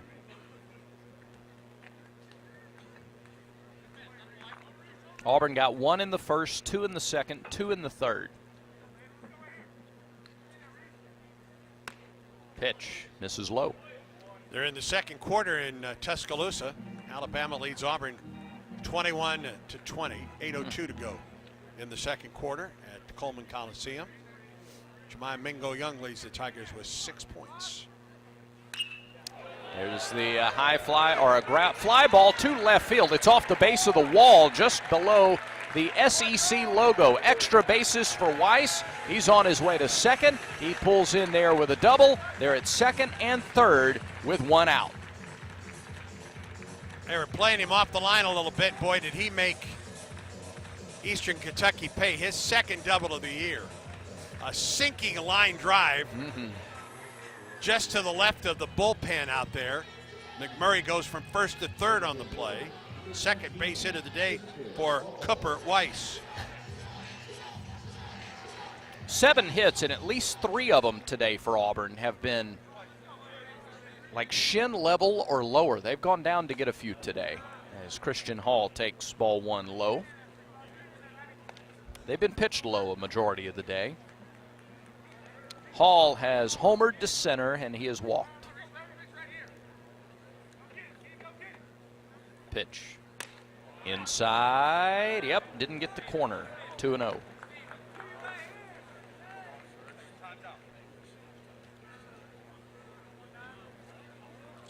Time is called. They're going to walk Hall. They're just going to put him on intentionally. I don't blame him.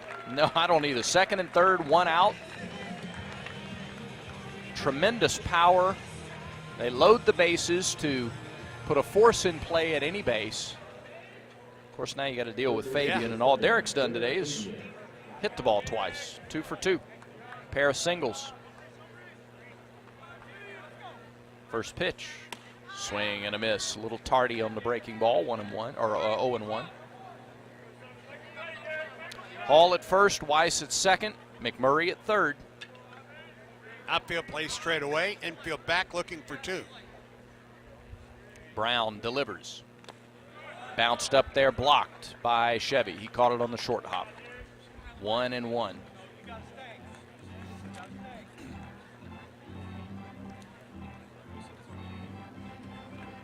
Tigers lead 5-0. But one swing of the bat from Fabian could create a little more distance. 1-1. Foul tipped into the mid. It's 1-2.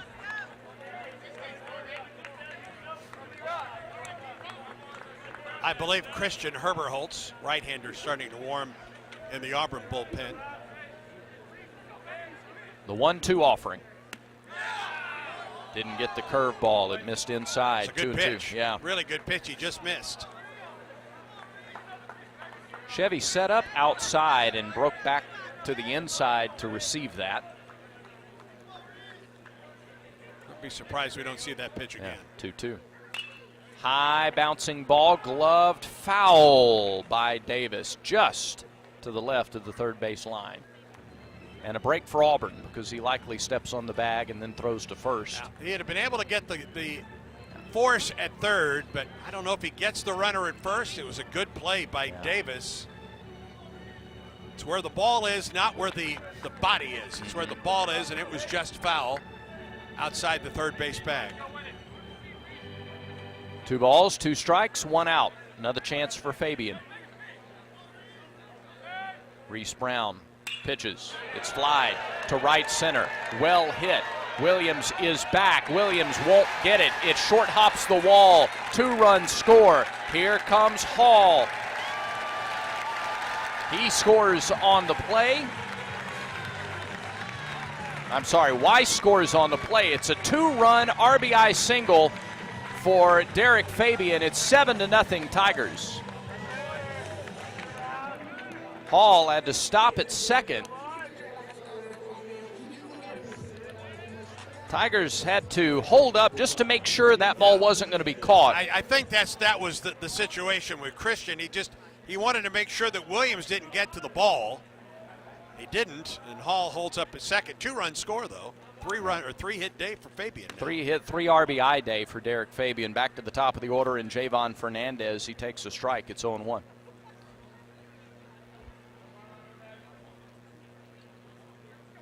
Hernandez 0 for 3 officially. He is lined out and hit into a pair of fielder's choices. He takes a ball just off the outside edge, 1-1. Fielder's choice eye. Well, maybe. No, you were correct. All right. 1 ball, 1 strike to the Auburn second baseman. He lifts this one up, pops it up behind the plate. Is there room for Chevy? No, there's not. Rolls down the net, back to the turf.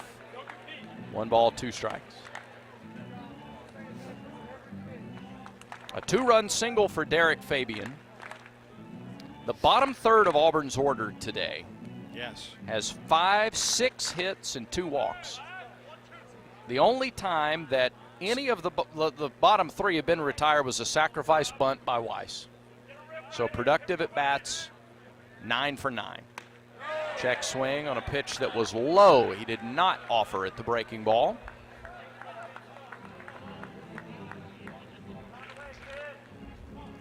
Two balls, 2 strikes.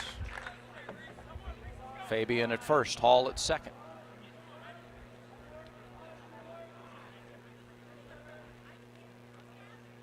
The delivery. Inside, and the count is full. Hernandez has walked 3 times. He is looking, though, for his first hit of the season. He scored 3 runs.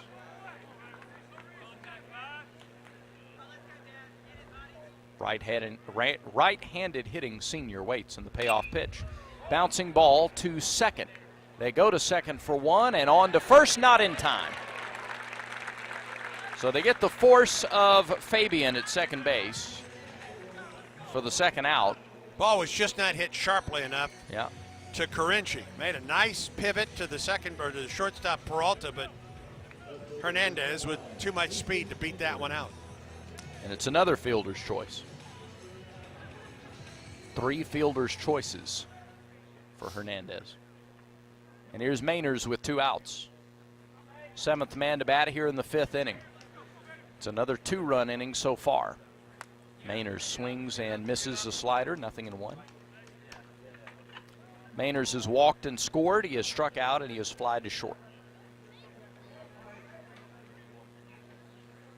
Bottom of the 5th. Hall at third, 0-1. That's through there for a strike. And it's 0-2. Mainers has seen a lot of pitches today. He has gone to full counts in each of his first 3 at-bats.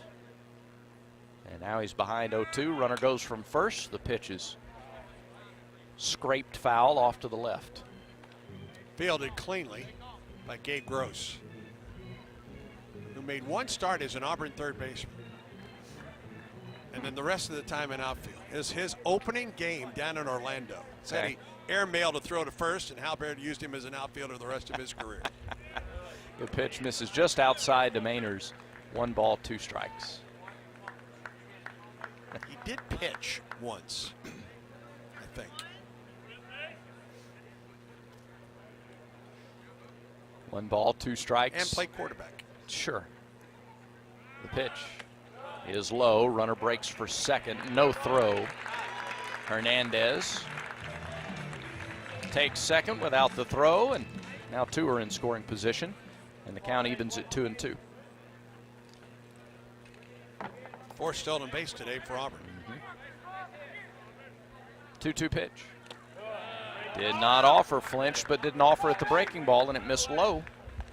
And again, the count is full. Irish would be next, but there are 2 outs here in the 5th.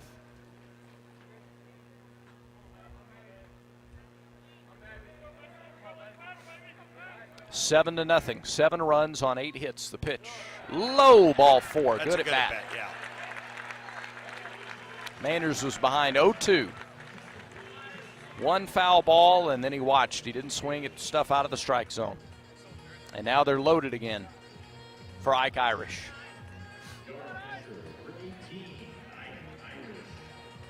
And Ike could really bust this thing wide open here in the 5th. Hall at third, Hernandez at second, Mainers at first. Irish an RBI triple in the first. He takes ball 1 away. He has flied out a couple of times since then. Ike, the only one out of other than the bottom 3 in the Auburn order with an RBI today. The 6 of the 7 RBI from the bottom third of the Tiger order. 1-0 pitch misses low. 2-0.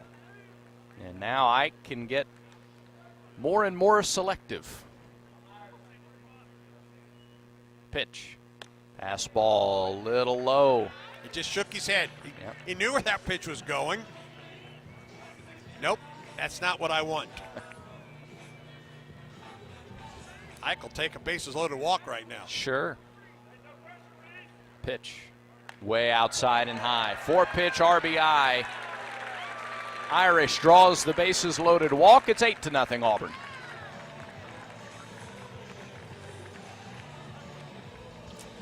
Two of the 4 walks in the inning, the 2 prior to Mainers and Irish, have both come in to score. Everybody moves up. Hernandez at third, Mainers at second, Irish at first. Auburn has batted around in the inning. Bobby Pierce takes a first pitch strike, a fastball inner half at 89.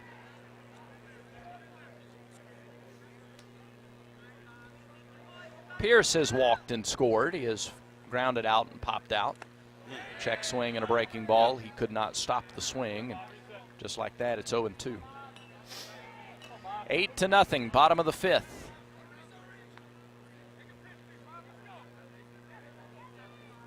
Auburn vying for the sweep. 0-2 pitch. Grounded foul near the on-deck circle. And it bounces right back to the line. Still 0-2. Boy, it's really close down there. Takes a little while to get used to how close you are to the action.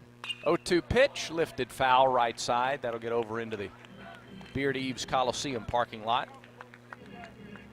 This supply of baseballs to the home plate umpire, Stephen Hagan. Tiger at every base, 0-2 pitch. Down and in, 1-2. Reese Brown, the 5th pitcher of the day for Eastern Kentucky. He's not wasting a lot of time either. He just takes a quick stroll off the mound, checks his wristband. And now the 1-2 pitch. Ground ball to the third baseman, Davis, who wins the race to the bag to get the force, and that is out number 3. But Auburn bats around. They take advantage of some walks in the inning. Tigers get 3 runs on 2 hits. There were 4 walks in the inning, no errors, and Auburn leaves them loaded in the 5th. Through 5, 8-0. Tigers on top. This is the Auburn Sports Network from Playfly. Here's a clip from a recent Talking Tigers podcast with Andy Burcham. Dewana Bonner. I don't know. That's crazy that my jersey is going to be up there. My name is being mentioned with those people because those are some amazing basketball players, amazing people that has accomplished some great things. But for me to be up there alongside them is such an honor. To be up there in Auburn, period, that is just because we know how Auburn is. It's a big family. Athletics is huge here, and it's just amazing to be even mentioned and be up in those rafters. I'm excited. I'm nervous. I'm anxious. But I know I'm like, yeah, I'm ready for the day to come because I'm ready to feel all those emotions. A new episode of the Talking Tigers podcast is released every Monday, wherever you listen to podcasts. Like and subscribe to the Talking Tigers podcast, only from the Auburn Sports Network.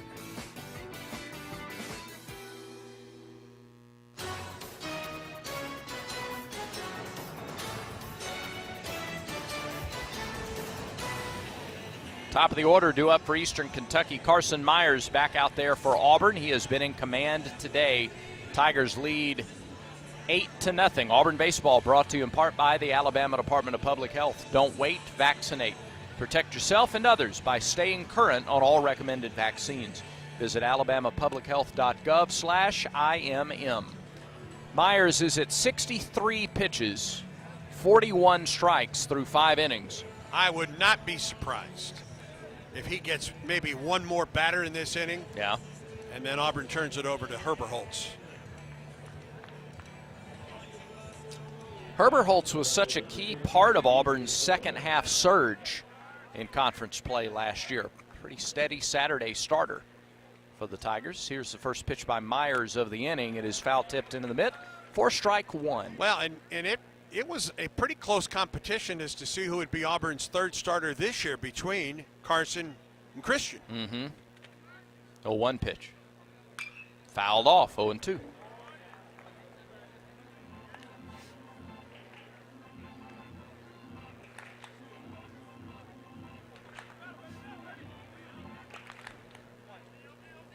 Nobody on, nobody out. Top of the 6th, just underway. The 0-2 pitch to D.J. Sullivan. Missed down and away. 1 ball, 2 strikes.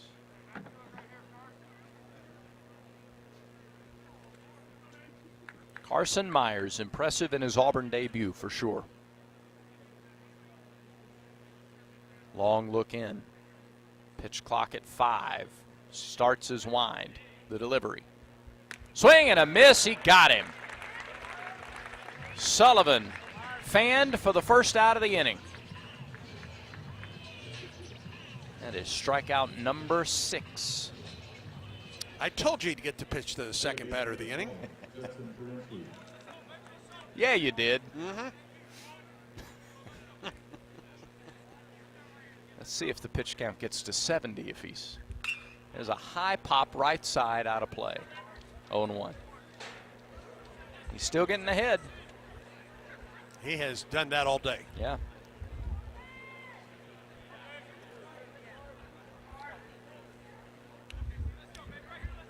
Nobody on base, and with that, he's early in the pitch clock. He fires a strike in there. Fastball.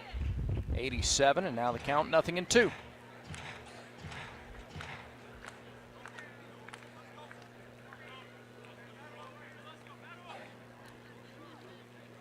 Irish ready to receive the 0-2 pitch. Swing and a miss. Back-to-back strikeouts in the 6th for Myers. Give him 7 in the game. And he has gotten Carinci all 3 times. 7 Ks today for Carson Myers. That K counter, by the way, is always presented by Kia of Auburn, where you are always number 1. Here's Lareal. Lareal is walked and flied out to right. Pitch. Strike down the middle, 0-1. He's not wasting any any pitches in this inning, is he? Sure isn't. No. He's at 71 and dealing. I think he won 6 innings under his belt. Yeah, 0-1. Strike, swung on and missed.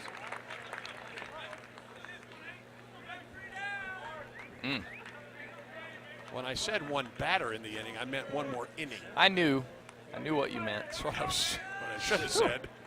Here comes the 0-2. Irish sets up away. And it is down and away. Skips away for Mike. 1-2.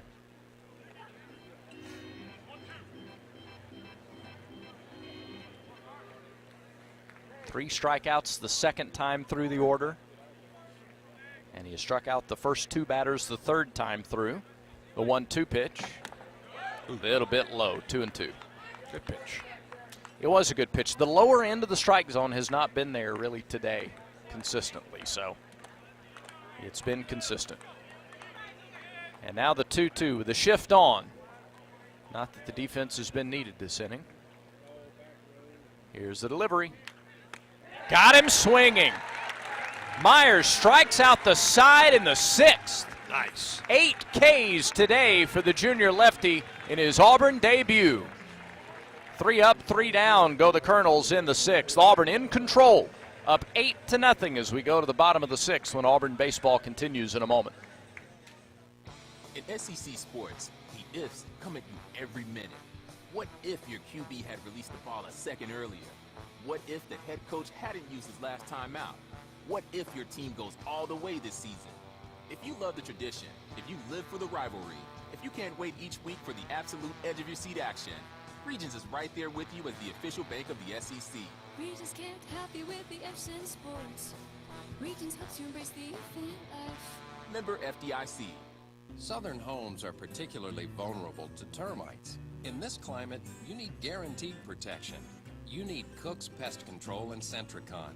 Termites attack the Centricon stations, exposing themselves to an agent that eliminates their entire colony. Upgrade from old-fashioned liquid service to the proven protection of Centricon and Cook's Pest Control. Call Cook's today for a free evaluation. Looky, looky, looky, here comes Cookie, Cook's Pest Control. This broadcast of Auburn baseball is brought to you in part by Cook's Pest Control and the Centricon system. You don't have to live with termites. A new pitcher for Eastern Kentucky, Brad. Would you like me to get that young man for you? I would love that, please. Garrett Langrel, number 5. Redshirt junior, 6'7", 225 from Riverview, Florida. And a transfer from Jones College. To give you the numbers here on the big right-hander. While you get those numbers, let me update everybody on the Yellowwood scoreboard. They go to the half in Tuscaloosa. Auburn women's basketball leads Alabama 37-29. Auburn shot better than 57% in the first half. Langrel did not play last year due to an injury at Eastern Kentucky. As a sophomore in 2022, made 9 appearances out of the pen. That's when that injury occurred. So he was out for almost, well, a season and a half. He was 0-1 at the time of the injury with a 2.70 ERA and 10 innings of work. As a freshman in 2020, as a freshman at Jones College, he made 19 appearances out of the bullpen, went 4-3 and 2.78. So he's hoping for a full season injury-free this year for Eastern Kentucky. McMurray, Stanfield, and Weiss, the first 3 from last inning, will be the first 3 here in the 6th, and McMurray takes ball 1 inside. McMurray walked to lead off the 5th. He came around to score in that inning. He is 0 for 2 today. He has scored 5 times. He has walked 5 times here in the 2024 season. The 1-0 pitch. Foul tipped into the mitt. 1-1. Langrel drops down. He's got a high sidearm delivery. Kind of a shortened motion. And there's a high pop into shallow center. Franklin in, looks up, reaches up, catches it for the first out. So update you on the Yellowwood scoreboard in SEC baseball today. 9-3 Kentucky leads South Carolina upstate. That's in the bottom of the ninth in Spartanburg. South Carolina leads 12-0 bottom of the fifth over Miami of Ohio. That game is in Columbia. Chris Stanfield steps in. Stanfield shows bunt, takes a strike.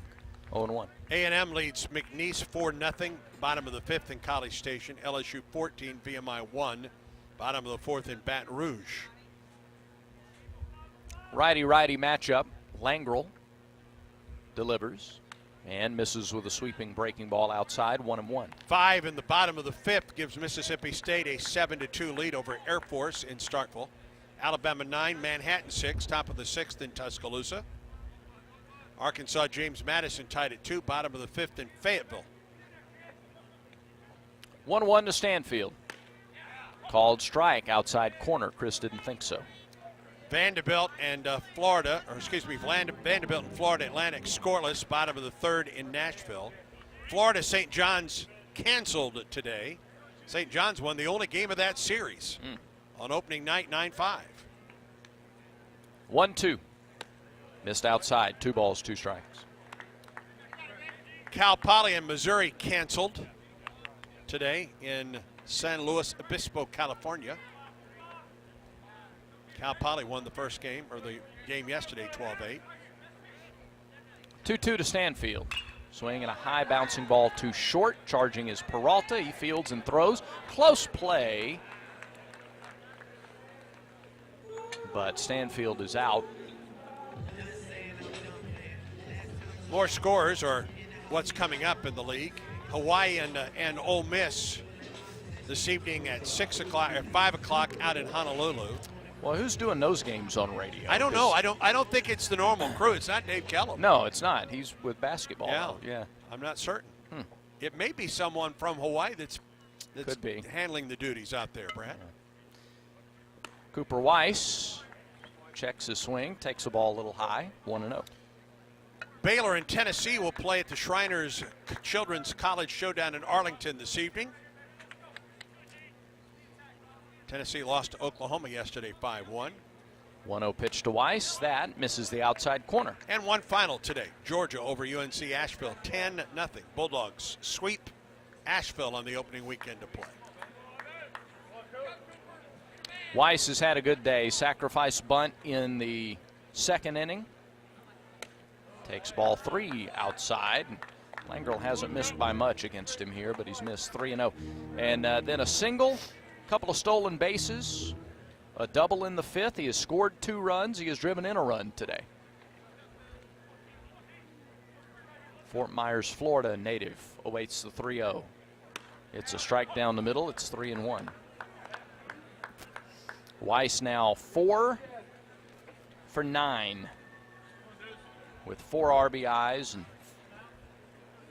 a couple of runs scored on the weekend. 3-1. There's an off-speed pitch on the inside corner for a strike 2. And the count is full. 2 outs, bottom of the 6th inning. 8-0, Auburn leads.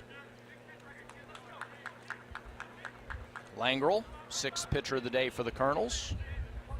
From the stretch, his payoff pitch to Weiss. It is fouled away at the plate. So we'll do it again. SeatGeek, the official ticketing partner of Auburn Athletics. Whether you're buying or selling tickets to games or any other live event, SeatGeek is the place to do it. SeatGeek, so Tiger fans can fan. Christian Hall would be next. Payoff pitch to Weiss with 2 outs in the 6th. Little dribbler foul left side. Weiss did a good job to stay down on that ball.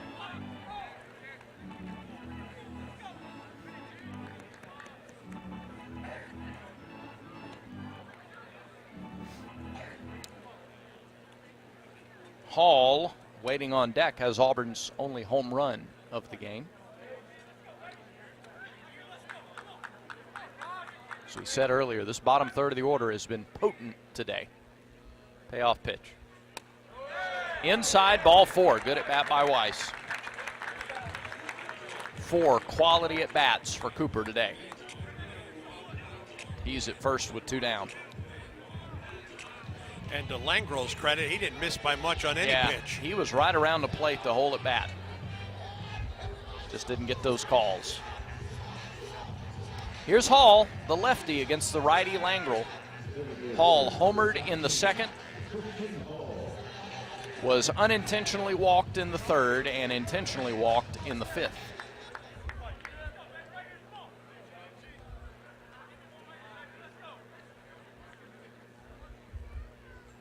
First pitch to Christian. Runner goes. Pitch is down and in. Throw to second is high. Tag applied is late. Peralta had to leap into the air to catch the ball and then tried to sweep the glove behind him to make the tag. And Weiss records his 3rd stolen base of the game. Pitch was a ball to Hall.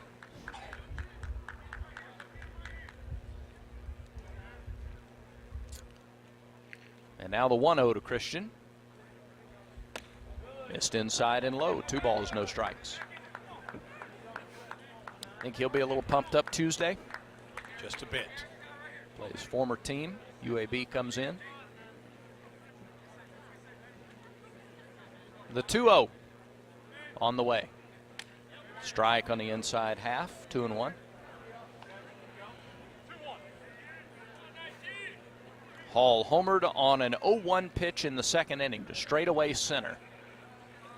Franklin made a leaping try for it, but wasn't able to come up with it. 2-1. There's a strike on the outside edge, 2-2. 5 stolen bases for Auburn today. First time Auburn has done that since 5 against Bethune-Cookman in May of 2014. Wow. 10 years ago. 10 years. Well, it's going to be interesting to watch this team throughout the year because, again, with small ball, the 2-2 pitch to Hall missed outside. The count's full. Will they bunt more if the weekend is any indication? Yes. Stealing, bunting.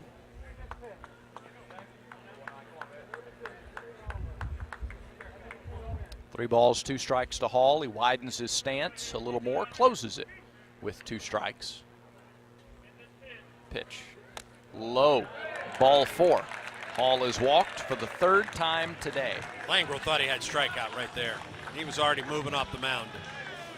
And again, it wasn't a bad pitch. It was very close, just missed the inside edge. So here's Derek Fabian. Fabian is 3 for 3. 3 singles, a stolen base, 3 RBIs for the Florida transfer.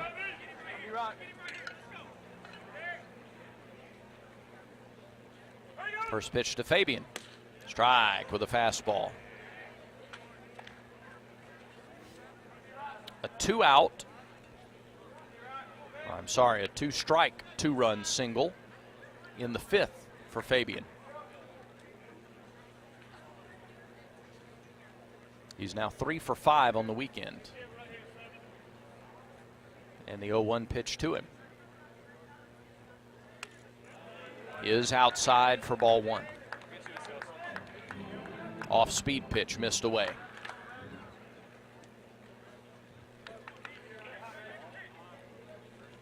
Tigers lead 8-0, 2 outs, bottom of the 6th. 2 on. 1-1 to Fabian. Good cut, fouled it straight back to the net. And it's 1-2.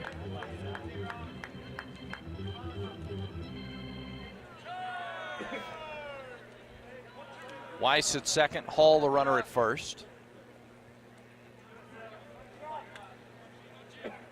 Tigers won the first 2 games 17-6 and 6-1. 1-2 pitch, hit back up the middle, tough play, shortstop gloves, and tosses to the second baseman in one motion. Wow. Carinci catches it on the bag for the force, and that is a nifty defensive play by Peralta and Carinci. And that's the 3rd out of the inning. Just a solid defensive play. And Auburn is turned away. No runs, no hits, 2 two-out walks, no errors, and those 2 runners left stranded. Through 6, it's Auburn 8, Eastern Kentucky nothing. This is the Auburn Sports Network from Playfly. Get ready to say War Eagle and sing Take Me Out to the Ball Game as Auburn baseball tickets are now on sale for the 2024 season. Don't miss any of the 32 exciting home games at Plainsman Park as Butch Thompson and your 15th-ranked Auburn Tigers are set to host Arkansas, Tennessee, Kentucky, Ole Miss, and Alabama this season. Opening day on the Plains is set for Friday, February Midweek 16th games, versus $2 Eastern domes. Kentucky. Tickets start at just $12. You can secure yours today at aubtix.com. War Eagle. Conecuh Sausage is a fan favorite for tailgating, always great on the grill, and it's the official sausage dog and hot dog of the Auburn Tigers. Conecuh Sausage is made from the finest cuts of pork, their patented blend of seasonings, and smoked over a pure hickory fire for that true Southern flavor. Be sure to visit the Conecuh Gift Shop in Evergreen, Alabama, right off I-65 at exit 96. Enjoy a crowd-pleasing Conecuh Sausage dog while watching the Tigers and make Conecuh part of your game day. Conecuh Sausage, since 1947, a real winner.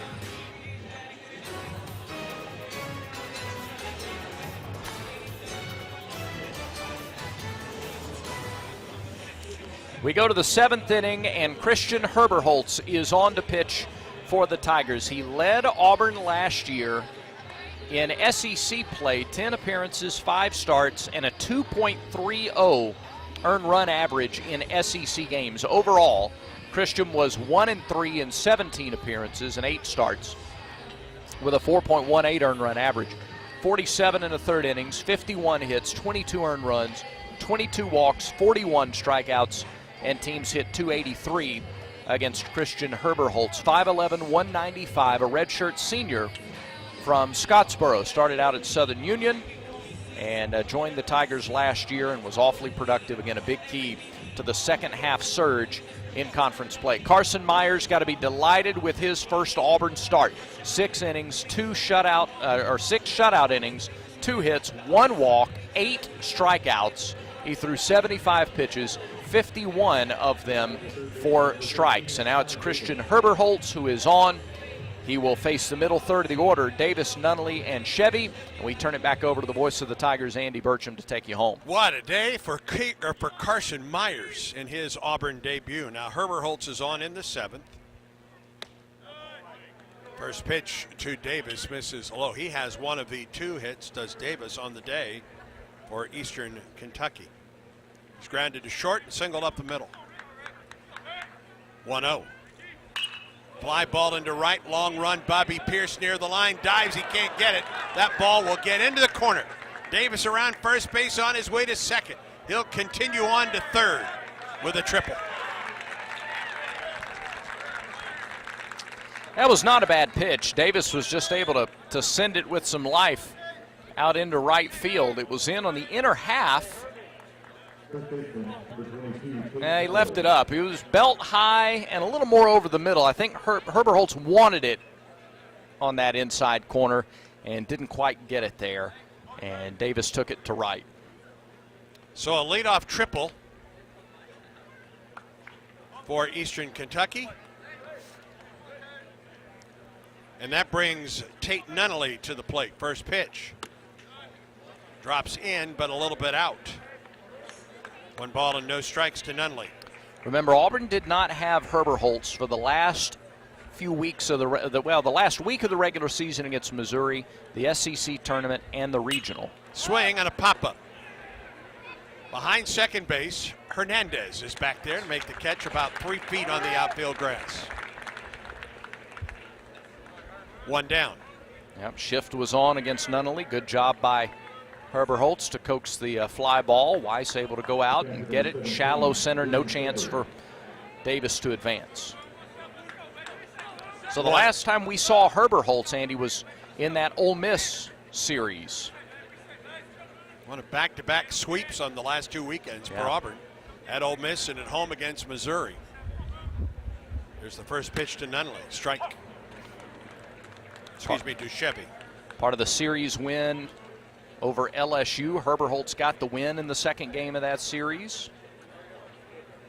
5 innings, 5 hits, 2 runs. 0-1. Foul back, good cut on a fastball at 93 from Herbert Holtz. No balls and 2 strikes. He left that Ole Miss game after just 2 innings. He gave up a hit, but no runs. He threw 20 pitches and was taken out of the game. He had thrown 90-plus pitches in his 2 starts before that last year in late April and early May. Herbert Holtz working off the line with a runner at third and 1 out in the inning. 0-2 pitch to Chevy. Ground ball left side. They're going to try to score the run, and they will. Throw to first is in time. I think Fabian might have been able to get the runner at home, but he scores, and it's an 8-1 Auburn lead. I think Fabian's thinking there was 8-run lead. You got an 8-run lead. You're in the 7th inning. Just take the out. 2 down. RBI for Chevy. And here's Max Williams, the right fielder, with 2 outs and nobody on. Wind and delivery. A little bit low. 8-1, Auburn leads it. We're in the top half of the 7th.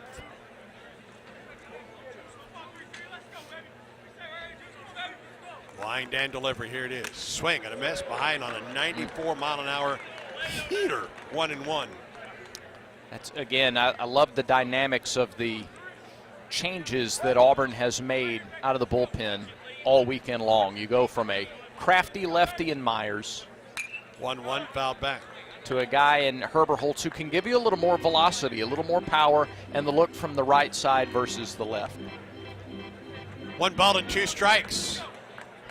This is a pinch hitter. Julius Scarce at the plate.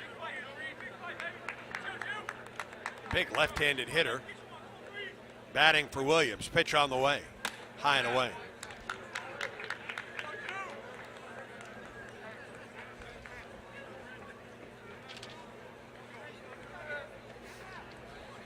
Two balls, 2 strikes, 2 outs, nobody on. Top of the 7th. 2-2 to Scarce. Floater missed up and away. Scarce looks a lot bigger than 6'1", 290. I agree. But that's what he's listed at. See if he stays in the game. Play go out to the outfield. Batting for Max Williams. Here is the 3-2 from Herbert Holtz. Miss low.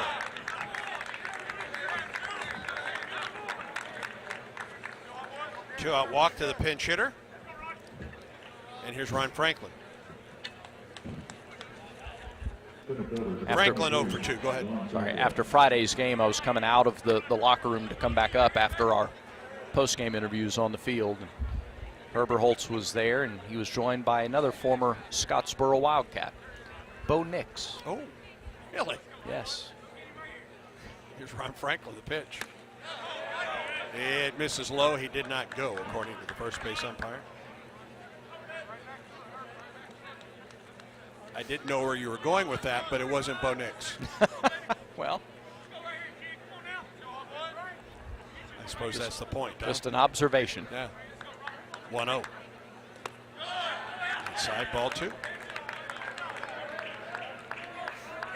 Herbert Holtz in relief of Carson Myers, who was superb in his Auburn debut. No runs on 2 hits, a walk, and 8 strikeouts. He threw 75 pitches, 51 for strikes. Stretch, 2-0. Inside, 3 balls and no strikes. A very different role from last year. Herbert Holtz in his Auburn debut pitched against Indiana on the Sunday game of that series. Gave up 3 runs in an inning and a third. 3-0. Ground ball, third base side. Fabian goes the short route to second. The inning comes to a close. A run on a hit, no errors, and a man left. We go to the bottom half of the 7th. Auburn 8, Eastern Kentucky 1. Auburn baseball continues in a moment. When the game is on the line, you want someone you can count on. At Alabama Power, we believe in consistency and having each other's back. It's our game plan to safely deliver the electricity you depend on. We give 100% to achieve 99.9% reliability. Learn how we power a better Alabama at alabamapower.com/reliable. Alabama Power is a proud supporter of the Auburn Tigers. With Vizzy's vibrant dual flavors, the vibe is yours to decide. I'm thinking Vizzy Refreshingly Berry. A round of blackberry lemon at the bar? Could be good. Maybe Vizzy Vibrantly Tropical. You always say vibrantly tropical. Come on, a cooler full of papaya passion fruit on the beach? Oh yeah, that's a vibe. I'm down. Vizzy Hard Seltzer. Flavor for every vibe. Naturally flavored with other natural flavors. Celebrate responsibly. 2023 Molson Coors Beverage Company. Milwaukee, Wisconsin flavored beer. This game recap is presented by Regions Bank. Regions is a proud partner of Auburn University and the official bank of the SEC. Carson Myers, excellent in his Auburn debut. 6 scoreless innings for Myers, and just a little bit of offense here and there for Auburn. Runs in the first, 2 in the second, 2 in the third, 3 in the fifth, and Auburn just steadily built an 8-0 lead. It's now 8-1 as we go to the bottom of the 7th, and as we do, a new pitcher is on for Eastern Kentucky, Brock Blanton. Blanton, 6'4", 220 out of Bainbridge, Ohio. Junior right-hander. Last year was 3-1 in 26 appearances, all in relief. For the Colonels, 3-1 with a 4.55 earned run average. He had 3 saves. 27 2/3 innings in his 26 outings. He gave up 28 hits, 14 earned runs. He walked 15 and struck out 29. Gave up 5 doubles, 3 home runs. He threw 5 wild pitches. And teams hit .259 a year ago against Brock Blanton. He replaces Garrett Langrel, who threw 1 inning, walked 2, did not give up a hit or a run. He faced 5 batters through 26 pitches, 14 for strikes, and now it's Blanton. He will face Javon Hernandez, top of the order, and he bounces one up there for his first pitch of the season. Hernandez 0 for 4 on the day, 3 fielder's choices on a lineout.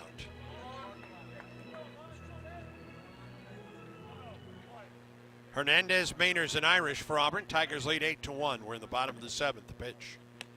Fastball inside. 2 balls and no strikes to Javon.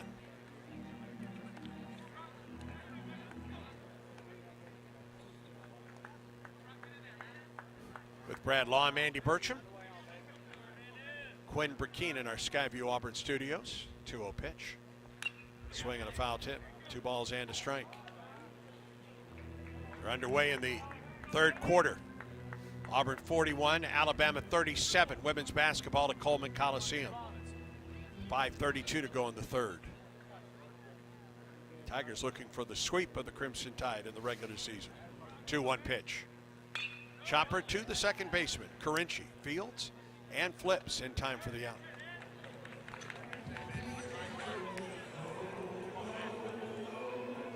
Scarce does stay in the game in left field for them. Everybody else, no. Max Williams is out of right field. DJ Sullivan moved over from left to right.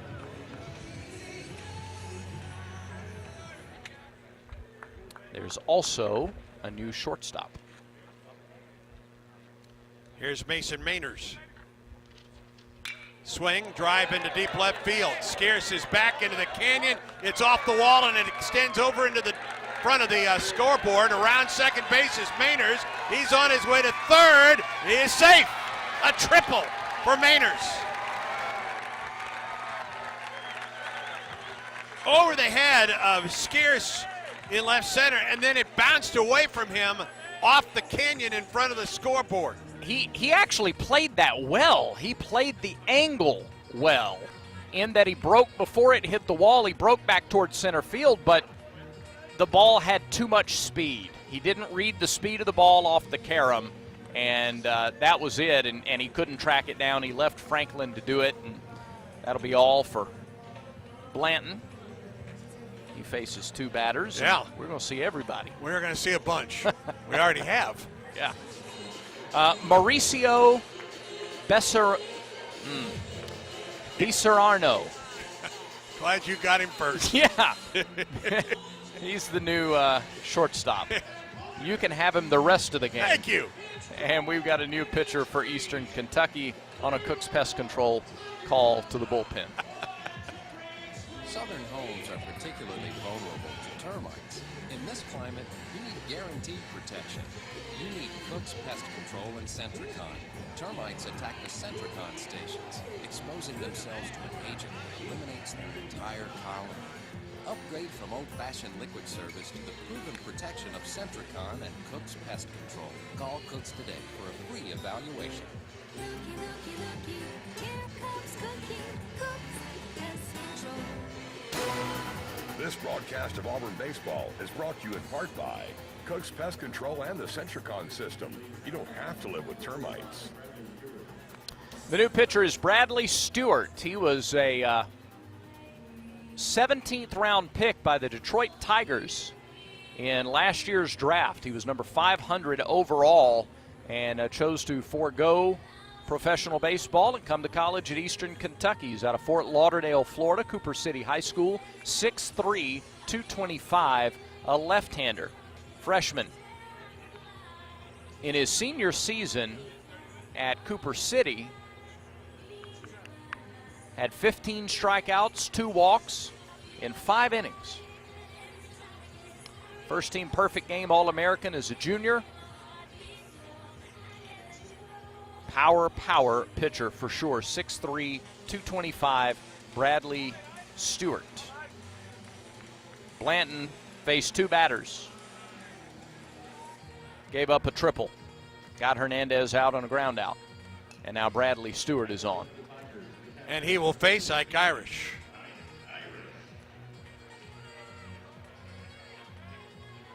Eighth pitcher of the day for the Colonels.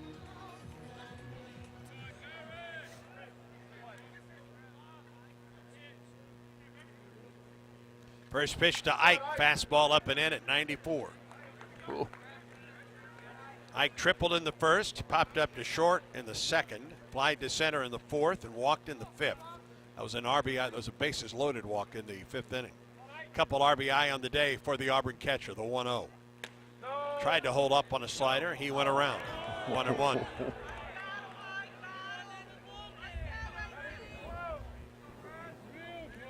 To say that Ike didn't think so. Well, I'll just keep quiet. Here's the 1-1. Slider for strike 2. 1 ball and 2 strikes to the Auburn catcher. A 1-out triple for Mainers. He's down at first. Here's the 1-2. Strike 3. Same pitch, same result. 2 down. And here's Cooper McMurray. I beg your pardon, Bobby Pierce. McMurray on deck.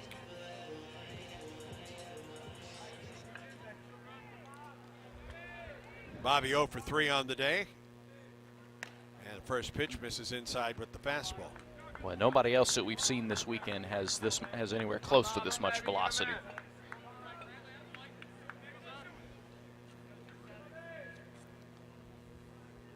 .1-0 delivery. Inside. 95 on that fastball, 2-0. 8-1 the score. We're in the bottom of the 7th. 2 outs and a runner at third for the Tigers. Auburn on top of Eastern Kentucky. Here's the wind in the pitch. Inside, and it hit him on the back foot. And appeal to first in case he went around on the pitch. He did not. A hit batter. Looked like an off-speed delivery, didn't it? Yeah, it did. And here is Cooper McMurray. Maybe a slider the way it dove like that. So runners at the corners with 2 down for Auburn, and here is McMurray. Cooper is 0 for 3 with a run scored. The pitch. Sweeps on the outside corner for strike 1.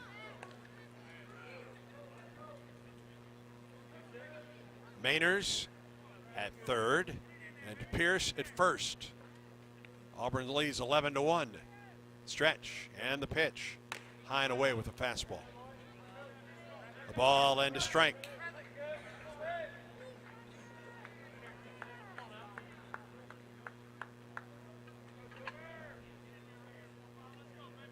Stewart comes set, checks the runner, and the pitch. away from the catcher. It bounces back to the pitcher. Yes, it bounced back to the pitcher, and Pierce goes to second on the wild pitch. That's one of the first examples we've seen on a wild pitch where the runner didn't even try to come home on the play. No, you will see fewer scores from third on wild pitches this season. So Pierce at second on the wild pitch. 2 balls and a strike to count to McMurray. Here comes the delivery. Upstairs, took something off of that one. 3-1 now to Cooper. Chris Stanfield waits on deck.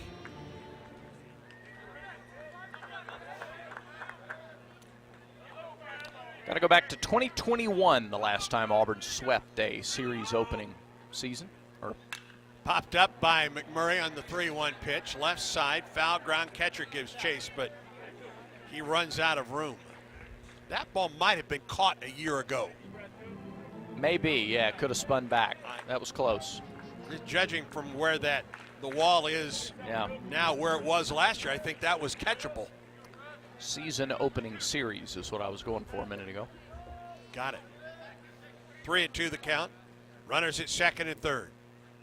Here's the wind and delivery. Swing and a miss. He got it when the inning comes to a close. No runs on a hit, no errors. 2 men left for Auburn. We're through 7 on this Sunday. Tigers on top of the Colonels 8-1. And this is the Auburn Sports Network from Playfly. My joints aren't what they used to be. Routine exercise, playing ball outside with the kids, riding bikes on vacation. I never worried about keeping up. But now, my joint pain has started slowing me down. I decided to make an appointment with the orthopedic clinic. Their surgical partners had the experience, technology, and personalized approach to care that I was looking for. Best of all, it was close to home. I'm thankful I chose the orthopedic clinic. Don't let joint pain slow you down. Visit theorthoclinic.com and schedule your appointments today. Fine dining meets Southern comfort at Vintage 2298, Auburn's newest fine dining restaurant and butcher shop. Chef Randall Baldwin and wife Laura present Gulf cuisine with a Southern flair, made fresh farm to table. Enjoy lunch in the butcher shop, brunch on the weekends at Vintage 2298, where the staff raises the bar on service. Private dining and event space is also available. Experience Vintage 2298 this new year.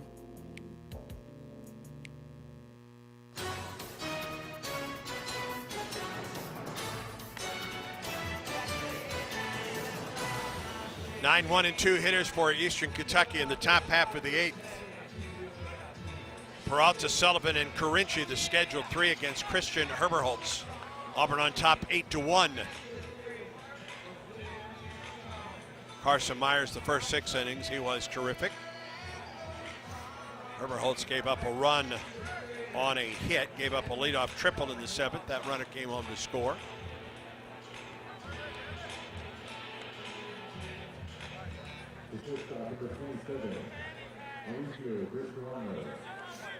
Yeah.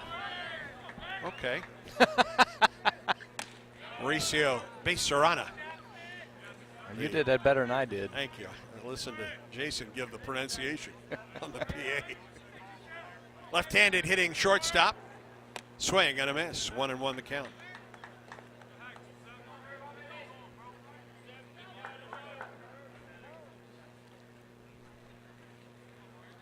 One from Herberholz. Becerrano swings over the top of it.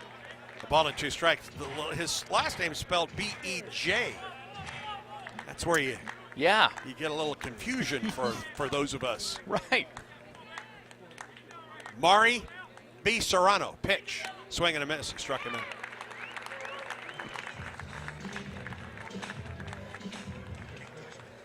Let's hope that's the last time we have to fool with it.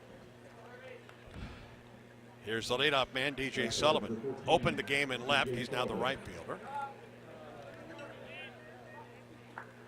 He is 0 for 3 with a couple strikeouts. Auburn pitching with 9 Ks on the day. First pitch to him upstairs. K Counter presented by Kia of Auburn, where you're always number 1. And the K Corner has been busy today. 1-0. Swing and a miss. 1-1 on the off-speed delivery at 84. How many? 4. 1-1 pitch. Just missed the outside corner. 2-1. Did you say earlier that your family had a birthday lunch planned, and even though you couldn't be there, they still went? They went. All right. Yeah. 2-1 pitch. Sent me pictures too. 3-1. Yeah, that was nice. Yeah, that was really considerate. Yeah, sure. You have big plans tonight to celebrate? Yeah, I got a little birthday dinner planned. Okay. Yeah. Will there be cake? No. Oh. Maybe cheesecake though. Oh. 3-1. Strike call underneath the hands. 3-2. What's your favorite cake? Chocolate cake with a white icing. Mm. Would be my favorite. That's a good call. Thank you. 3-2. Got him swinging. Went away and down. Back-to-back strikeouts for Herberholz. 10 on the day for Auburn pitching. Christian's starting to settle in a little bit. Going to the off-speed stuff a little bit more too, isn't he? Uh-huh. Yeah. Here's Justin Carinci, the second baseman. Auburn comes out of the shift. A conventional infield with 2 down, and the right-handed hitting Carinci at the plate. He is 0 for 3 with 3 of those 10 strikeouts. Pitch to him. Drops outside for ball 1.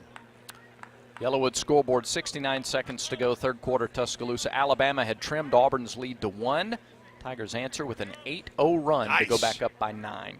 1-0 pitch. High ball 2 to the pinch hitting Colby Ott out of Festus, Missouri. Ott is much easier to pronounce.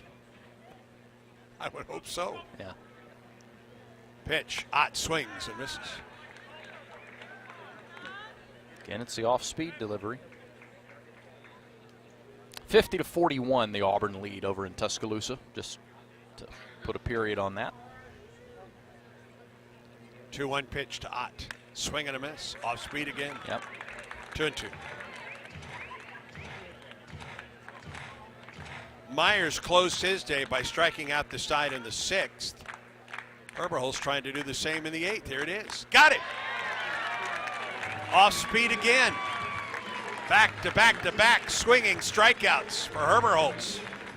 We go to the bottom of the 8th. Auburn 8, Eastern Kentucky 1. Auburn baseball continues in a moment.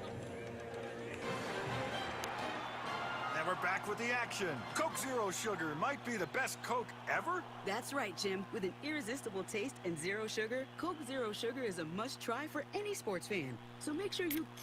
Wait, Jim, I didn't mean try it right now. We're still on the air. Best Coke ever? Take a taste, Jen. Really? No, not right now, Jen. We got a game to call. When the game is on the line, you want someone you can count on. At Alabama Power, we believe in consistency and having each other's back. It's our game plan to safely deliver the electricity you depend on. We give 100% to achieve 99.9% reliability. Learn how we power a better Alabama at alabamapower.com/reliable. Alabama Power is a proud supporter of the Auburn Tigers. Back to the ballpark for more Auburn baseball.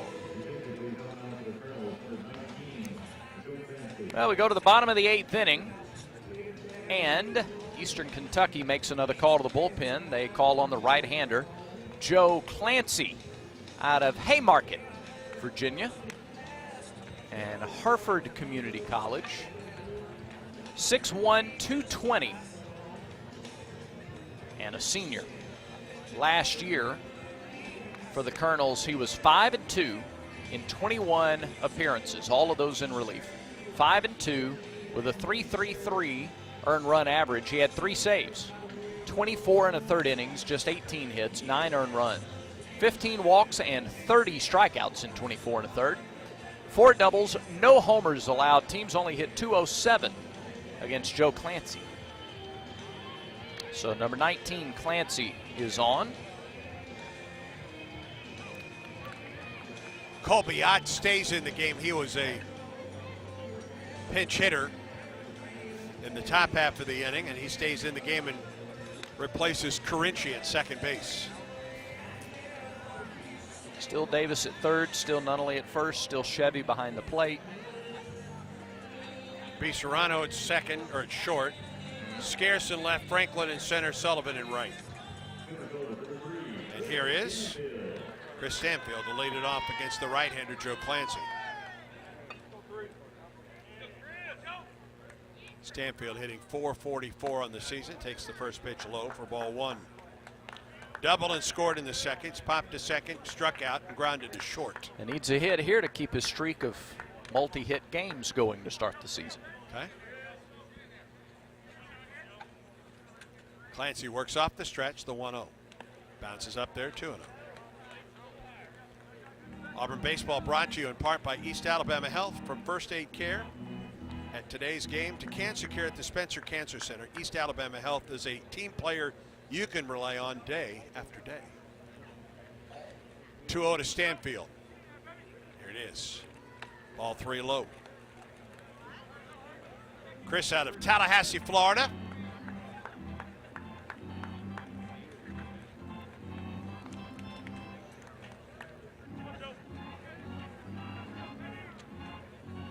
Cooper Weiss and Christian Hall to follow here in this Auburn 8th inning.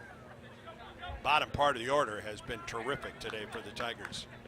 3-0 pitch, ball 4. They really didn't come close on any of those 4 pitches, and they were all low. Well, that can get him in trouble if he tries to overcompensate here and leave it a little up for Weiss, who has seen the ball pretty well today.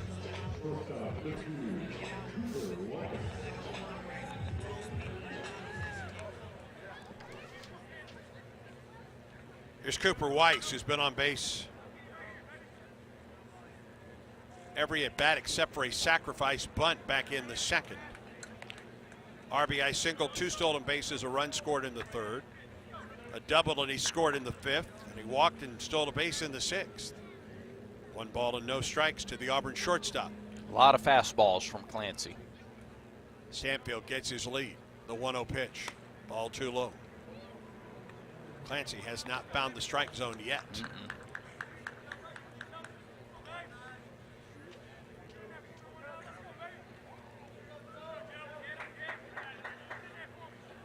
He comes set. And the 2-0.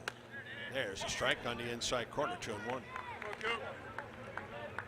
Auburn may have been taking there until they saw a strike from him.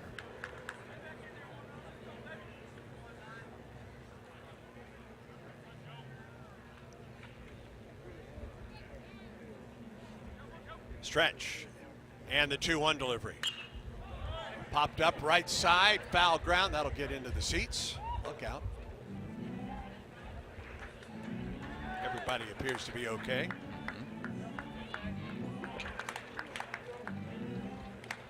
Two balls and 2 strikes.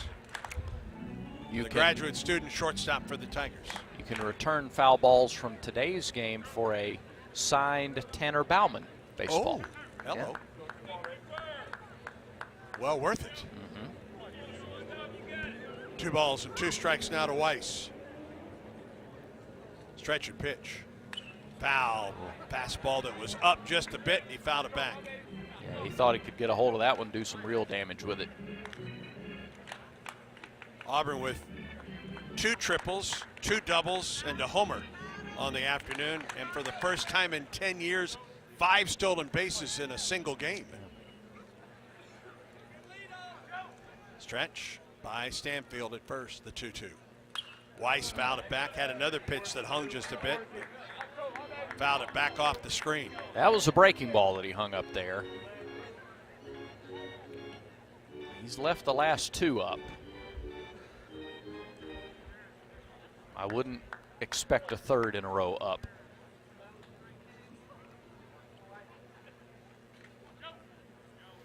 Two pitch again. Here it is. Another pitch that was left up, a fastball this time, and fouled back again.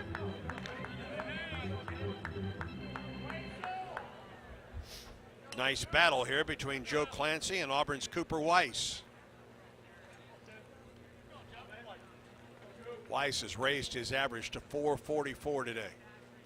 Stanfield again at first base with a leadoff walk, the 2-2. Again fouled back.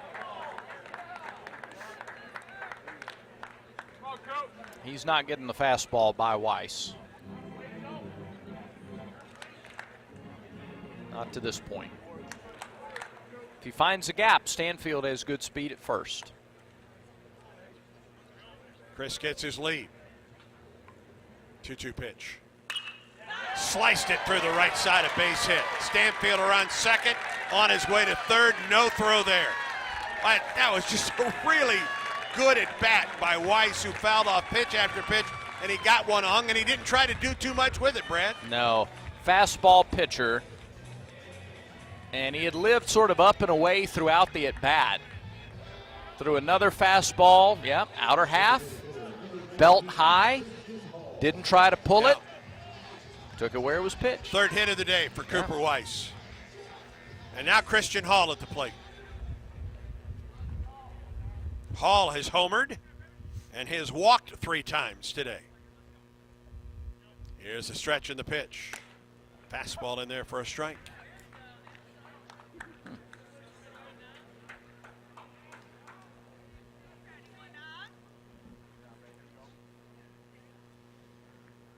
Stanfield gets his lead at third. Weiss from first. Now the 1-0. Swing and a miss, and Hall tried to end it right there. He sure did. 10-run rule is in effect right now. Tigers lead it 8-1.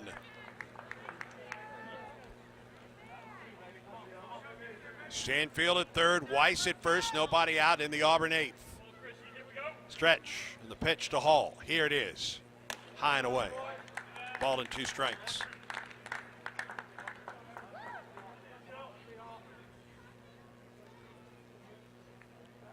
Beautiful afternoon, cool afternoon at the ballpark. We have been fortunate with the weather this weekend. It has been cool, but at least dry. 1-2 pitch. Just missed the inside corner. I mean, just missed the corner. 2-2. Teams in Jacksonville, Florida next weekend. Iowa, Wichita State, and Virginia in that order. Friday, Saturday, Sunday. 2-2 pitch. Hall popped it up. Left side of the infield. Third baseman under it. Davis makes the catch.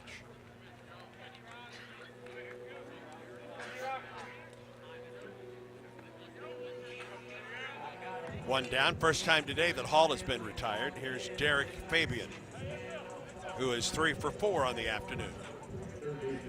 He's raised his average to 500 today. Any of the Auburn family in Jacksonville or traveling to Jacksonville, temperature is going to be 70 to 75 during the day. Fabian takes the fastball upstairs. Those game times, by the way, next weekend, 5 o'clock against Iowa, 11 o'clock Saturday against Wichita State, and 3 o'clock on Sunday against Virginia.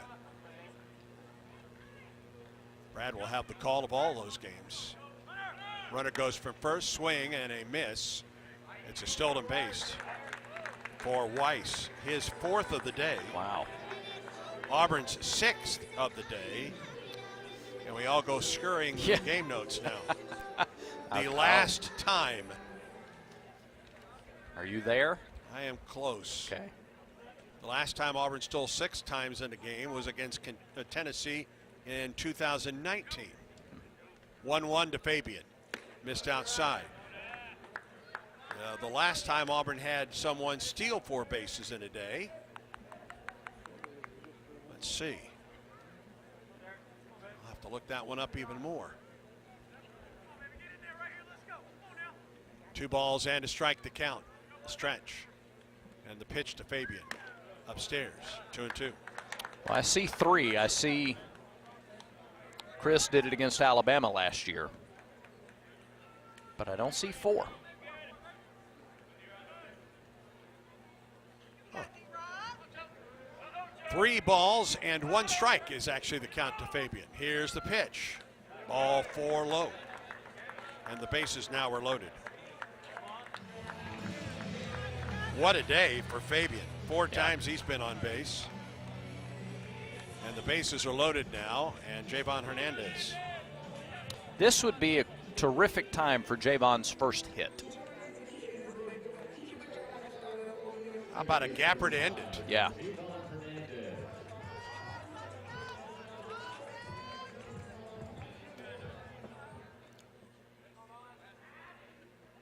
We will do some work on that 4 stolen bases in a game by Weiss. Pitch on the way to Hernandez. High, ball 1.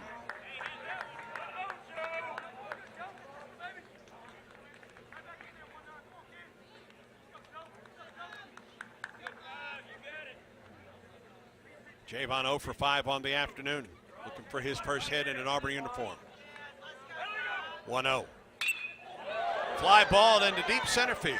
Franklin is back, just shy of the warning track, makes the catch. Runners at second and third tag. Stanfield scores, and it's 9-1 on the RBI sac fly by Hernandez. He gave it a ride to the warning track in center. And Weiss tagged from second, so now he's at third. Auburn's lead 9-1. Fabian could not. Here's Mason Mainers. Tripled in the 7th. He's walked, popped up, struck out. He's actually walked twice. Scored a run for the Tigers today. 9-1. Auburn leads it. 2 outs in the bottom of the 8th. Runners at the corners. Stretching the pitch. A little bit low, maybe a bit outside. 1-0 the count to Mainers.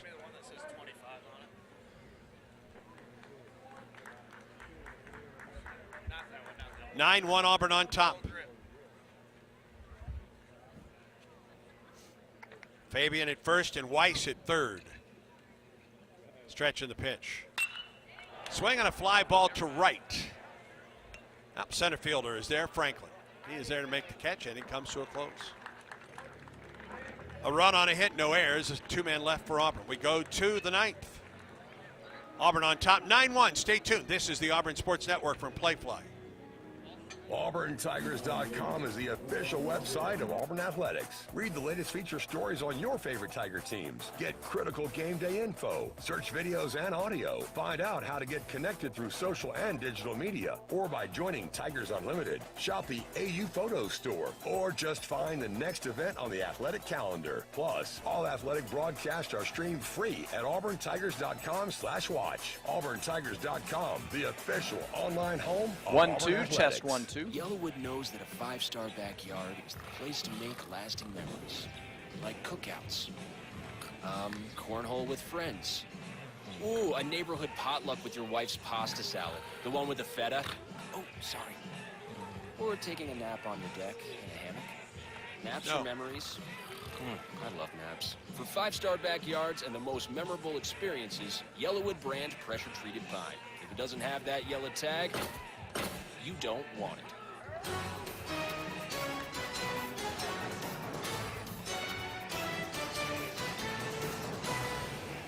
We go to the top half of the 9th. Auburn on top in this season opening series against Eastern Kentucky, 9-1. Tigers won on Friday, won yesterday, going for the series sweep, trying to do that in a season opening sweep for the first time since 2021. And we will get a pinch hitter. Gavin Baird will lead it off for Eastern Kentucky in the 9th inning.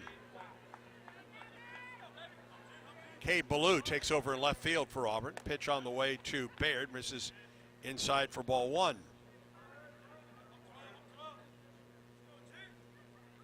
He bats for Miguel Lareal. 1-0 pitch.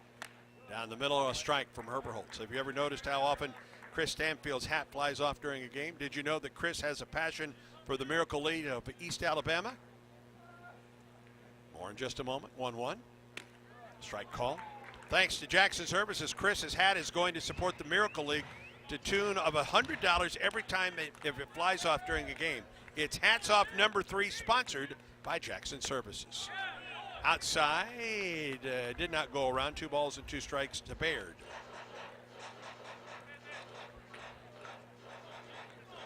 (9-1) Auburn on top of the 9th.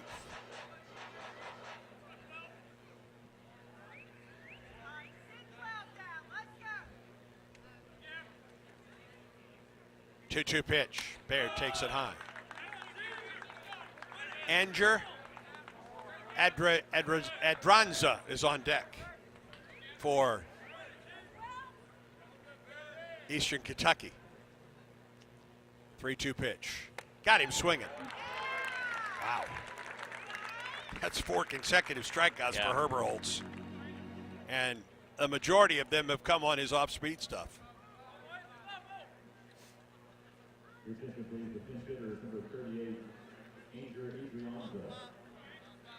Anger Adrianza. Left-handed hitter, bats for Connor Davis. Pitch on the way, high from Herbert Holtz. He hails from Miami and Harper College.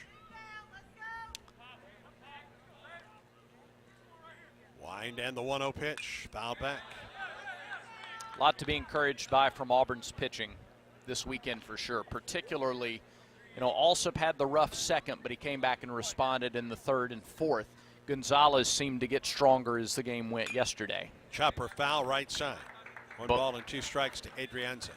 Myers looked dialed in pretty much the entirety of his 6 innings today. Herbert Holtz had a little, bounced around a bit in the 7th, but has looked dialed in these last couple of frames, and it's just looked like guys have settled in and gotten comfortable quickly. There is the 5th consecutive strikeout for Herbert Holtz on a high fastball. Wow. 13 strikeouts for the Tigers today. K-Corner brought to you by Kia of Auburn, where you're always number 1. And Cole Reynolds, the 3rd straight pinch hitter in the inning for Eastern Kentucky. Wind and delivery. Strike right down the middle. Herbert Holtz trying to close this game with a flourish for Auburn. 9-1 Tigers lead it. 2 outs, nobody on. Top of the 9th. Wind and delivery. It bounces up there. A ball and a strike.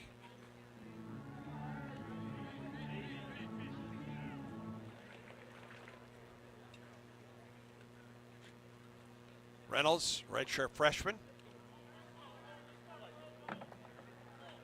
Out of Somerset, Kentucky. Awaits the 1-1 delivery. Here it is. It misses upstairs, 2-1. 5 consecutive strikeouts on the day for Herbert Holtz. 13 for Auburn pitching. 2-1 delivery. Swing and a miss out in front.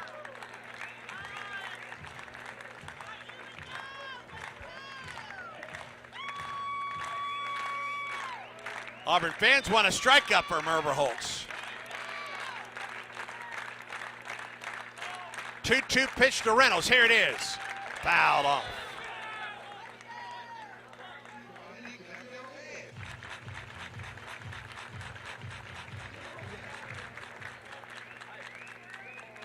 Last time Auburn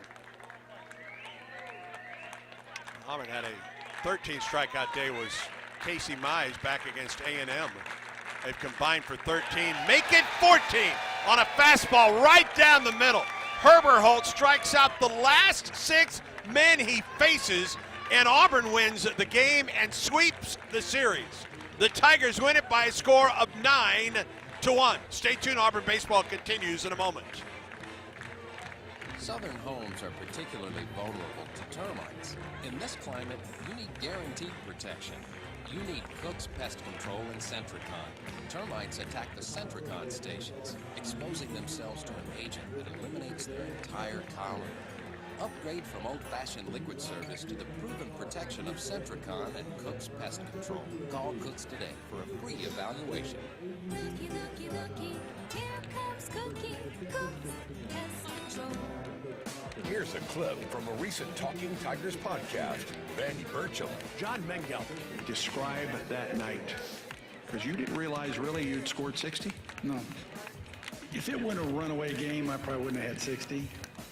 I mean, once we got up 20 plus points, nobody was really guarding anybody, as much as they might. I think CM tried to get some guys to hurt me, but, So it was a little easier, I think, back then than it would be now. And I'll be honest with you, probably anybody who can do that today is gone. After their freshman or sophomore year, they're gone, you know. So you say about the record being, that's, you know, it's probably why it has lasted that long. A new episode of the Talking Tigers podcast is released every Monday, wherever you listen to podcasts. Like and subscribe to the Talking Tigers podcast, only from the Auburn Sports Network. With Vizzy's vibrant dual flavors, the vibe is yours to decide. Give me a test, Brad. I'm thinking Vizzy Refreshingly Berry. A round of blackberry lemon at the bar? Could be good. Maybe Vizzy Vibrantly Tropical. You always say vibrantly tropical. Any better? Come on, a cooler full of papaya passion fruit on the beach? Oh yeah, that's a vibe. I'm down. Vizzy Hard Seltzer. Flavored Better? for every vibe. Anything? Naturally flavored with other natural flavors. Celebrate responsibly. 2023 Molson Coors Beverage Company. Milwaukee, Wisconsin flavored beer.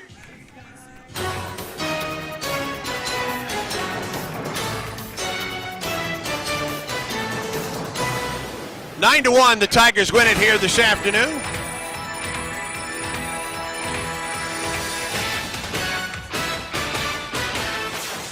Sorry about that. Exclusive game day coverage of Auburn baseball continues now with the Regions Bank postgame show. Coming up, final stats and comments from head coach Butch Thompson. Get your Auburn University Regions Visa debit card. Visit regions.com/Go Tigers to order yours today. The Regions Bank postgame show begins now. Final score today from Plainsman Park. The Tigers sweep Eastern Kentucky, winning today by a score of 9-1. 9 runs, 10 hits, no errors, 14 men left on for Auburn. A run on 3 hits, 1 error, and 4 men left on for Eastern Kentucky. Auburn's 2 pitchers today, Carson Myers and Christian Herberholz, combined for 14 strikeouts. Herberholz finished the game with 6 consecutive strikeouts. Stay tuned. The Regions Bank postgame show is next. This is the Auburn Sports Network from Playfly.